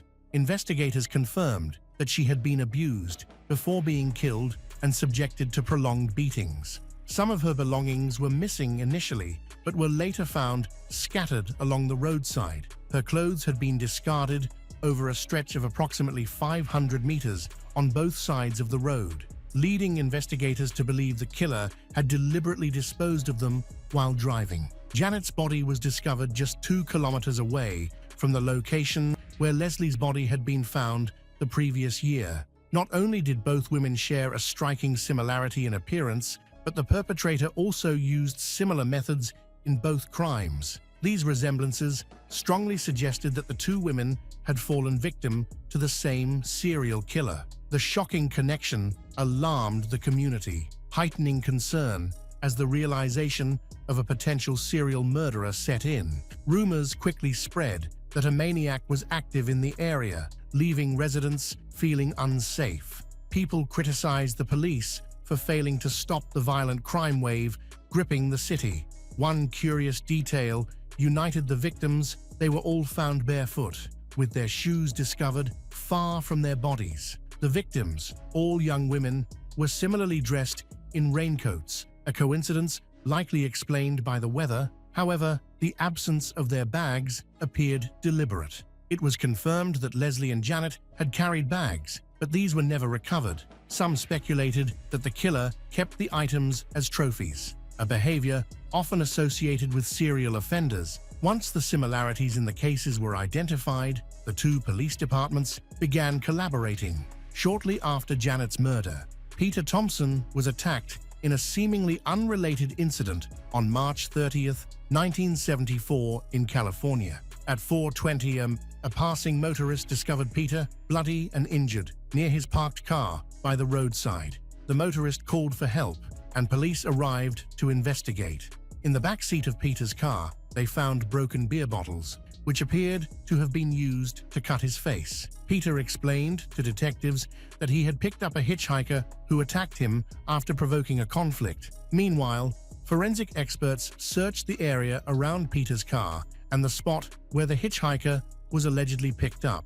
Nearby, they discovered an open beer pack matching the broken bottles found in Peter's car. At the same time, a deputy sheriff reported seeing a suspicious man with long blonde hair who ran away upon noticing the officer. Unfortunately, the man evaded capture. It is noteworthy that a person with similar characteristics was also seen near the scene of Leslie's murder. Detectives questioned Peter further, during which something unsettling emerged when asked for his contact information. Peter provided the details of a woman named Barbara Rocky, claiming he had met her before. Investigators soon learned, however, that Barbara had been murdered 2 weeks earlier, on March 11, 1974, in Utah, near the Grand Canyon. Barbara, a 22-year-old college student, had been killed after voluntarily going with her attacker. She was abused and then shot 5 times in the back with her own Magnum .357 pistol. Chillingly, her killer had carefully folded her clothes beside her body. suggesting an emotional attachment to her. Barbara's death raised further questions. Detectives discovered that she was acquainted with Janet Taylor, one of the other victims, a connection that appeared too coincidental to ignore. Peter's claim of knowing Barbara came under intense scrutiny, especially since he appeared confused during questioning and delayed his responses, as though crafting a story. However, the investigation ultimately revealed no evidence linking Peter to the murders. He had no motive, and it was confirmed that he was not in Utah at the time of Barbara's death. His account of the hitchhiker attack remained plausible, with no conclusive evidence to prove or disprove it. Nevertheless, investigators continued exploring possible connections between Barbara and the other victims, interviewing those close to her. This effort led them to Gerald Hicker, a former university classmate of Barbara's with a documented history of violence against women. Further investigation revealed that Gerald was responsible for Barbara's murder. Despite this breakthrough, no evidence linked Gerald to the murders of Leslie or Janet, even though Barbara's case bore similarities to the others. Ultimately, Gerald was charged only in Barbara's death, leaving the murders of Leslie and Janet unsolved. In March 1975, a year after Janet's disappearance, the investigation into her case took an unexpected turn.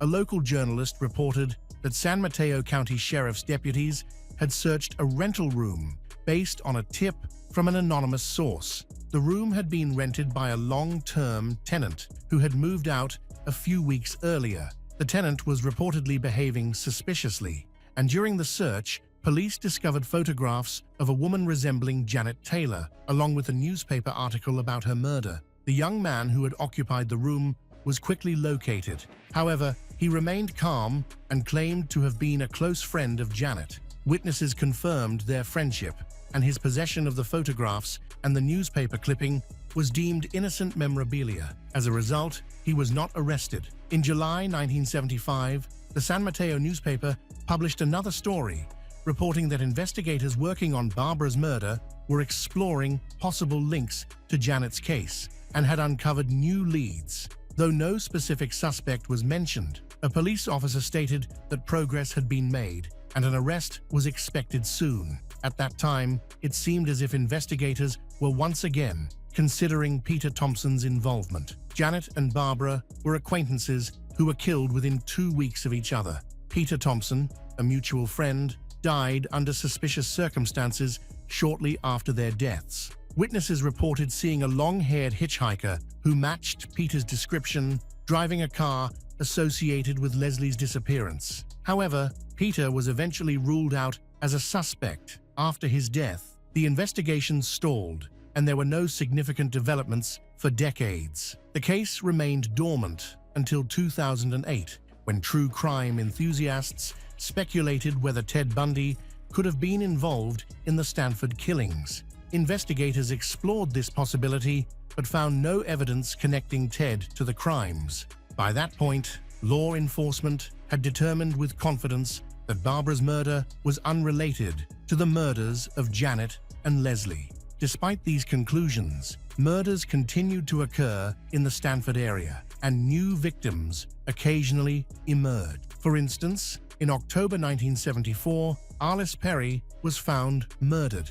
Like the others, there were no immediate suspects. Authorities believed a serial killer might be targeting victims around Stanford, further complicating efforts to solve the original cases. These investigations extended well into the 1980s. When Ted Bundy was arrested and sentenced to death in Florida, he began confessing to unsolved murders, eventually admitting to 23 killings across Washington, Oregon, Utah, Colorado, and Florida. However, no documented murders were tied to Leslie and Janet. Investigators made several attempts to link him to the Stanford murders, but all efforts failed. He was executed in 1989, by which time authorities had definitively ruled him out as a suspect in the murders of Janet and Leslie through DNA evidence. These cases remained unsolved for decades, with frustration further muddling the investigation. For example, serial killer Herbert Mullin, who confessed to murdering 13 victims, killed his last victim on the same day Leslie disappeared, just a few kilometers from where her body was later found. Similarly, Ted Bundy had reportedly been in the Stanford area at the time of Leslie's murder, and her appearance matched his victim profile. However, DNA evidence eventually excluded him as a suspect. For many detectives, coincidences are rarely dismissed, but in this case, the overlapping incidents only clouded the investigation and delayed progress. Meanwhile, the real killer remained at large. The cases saw no breakthroughs until 2016, when investigators reopened several cold cases. They revisited the murders of Leslie and Janet, this time utilizing innovative genetic genealogy techniques developed by Parabon Nanolabs. Law enforcement had collected DNA evidence from the abuse and suspected killer at the very beginning, and all samples were sent for genealogical analysis. This seemed promising because the company's innovative techniques had already solved several cold cases that had remained unsolved for decades. After completing the genealogical analysis, detectives received the results. Using the DNA profile, they created a family tree, and by 2018, the police identified a possible suspect. However, they couldn't confront him directly. Instead, detectives began discreetly monitoring 74-year-old John Guthrie. One day, during surveillance, John and his wife visited a coffee shop. After drinking his coffee, John discarded his cup in the trash. Detectives quickly retrieved the cup and sent it for testing. The DNA sample from the cup matched 100% with the traces found on the bodies of Leslie Perloff and Janet Taylor. In 2018, John was living with his wife in Hayward, California. He was arrested for the murders committed in 1973. 45 years after the crimes, investigators discovered that John, a medical technician at Stanford Hospital at the time, had no known connection to the victims. During the initial investigation, John had already attracted suspicion due to his criminal history. His record showed a pattern of incidents of an abusive nature, with his criminal behavior beginning in his youth. For instance, on June 8, 1963, when he was 18, John offered to walk 15-year-old Margaret Williams home after a dance near the military base where she lived with her family in Bad Kreuznach, Germany. Margaret never made it home. When Margaret missed her curfew, her family immediately alerted the police. Within 2 hours, her body was found. Witnesses helped authorities identify John as the perpetrator. He had taken Margaret to a baseball field, assaulted her, abused her, and killed her by striking her on the head.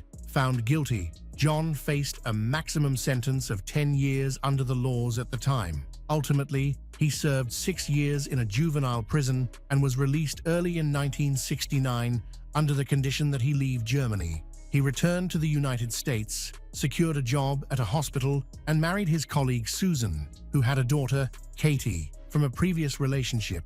For 8 years, John appeared to be a decent family man. However, during this time, he abused his stepdaughter Katie, threatening to kill her mother if she reported him. Katie later described him as a monster. In 1977, Susan caught John abusing her daughter Katie. They divorced, but for reasons unknown, Susan did not report the abuse to the police. A few months later, John married Linda Caputa, with whom he remained married for 24 years until her death in 2002. They had 2 children, and John appeared to be a loving and responsible father. For years, John's children and others believed the allegations against him were false, unaware that he had killed Leslie in 1973 and Janet in 1974. In 1975, however, John was involved in another crime that finally drew law enforcement's attention. He was charged with abusing a 17-year-old girl in Santa Clara County while serving as a leader of a youth scout organization. He pled guilty as part of a plea bargain and received a lenient sentence, 6 months in prison and a small fine. This crime demonstrated that he was prone to abusing and strangling his victims, but authorities still did not connect him to Leslie and Janet's murders. At one point, John was even considered a suspect. A San Mateo County Sheriff's deputy noticed that John's criminal behavior closely resembled the killer's methods in the Janet Taylor case. However, in the 1970s, DNA technology was unavailable, which prevented law enforcement from creating a DNA profile to confirm his guilt. Decades later, with advancements in DNA technology, John Guthrie was finally identified as the primary suspect in these brutal crimes. The investigators reanalyzed all the evidence they possessed at the time, which led to the development of a male DNA profile based on biological fluid traces collected from the victim's clothing.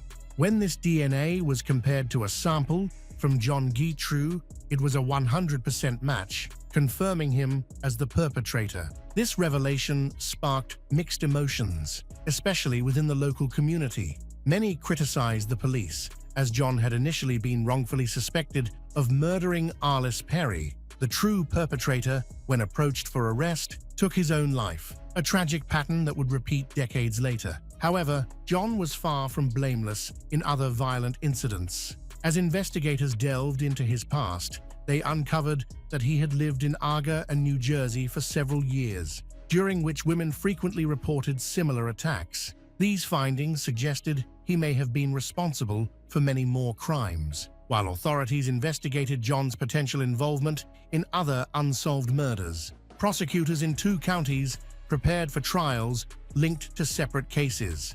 After the arrest of a suspect in Leslie's murder, the same individual was charged 6 months later with Janet's murder. In both cases, DNA evidence served as the primary foundation. Janet's and Leslie's families were determined to seek justice. They refused to negotiate, ensuring the criminal would face the full consequences of his actions. During the trial, Susan's daughter, Katie, who had suffered abuse at his hands and was familiar with John's cruel tendencies, provided crucial testimony. Upon learning about the murders, Katie was horrified to realize she could have become one of his victims. She recalled how she and John would pass the location where Leslie's body was found nearly every day on their way to school. At the time of both crimes, John was approximately 30 years old. Notably, witnesses described a suspect with long blonde hair at the scene, raising questions about whether John had an accomplice or whether he disguised himself by wearing a wig. On September 15, 2021, John Guthrie, then 77 years old and in custody, was convicted of Janet Taylor's murder. He was sentenced to life imprisonment without the possibility of parole.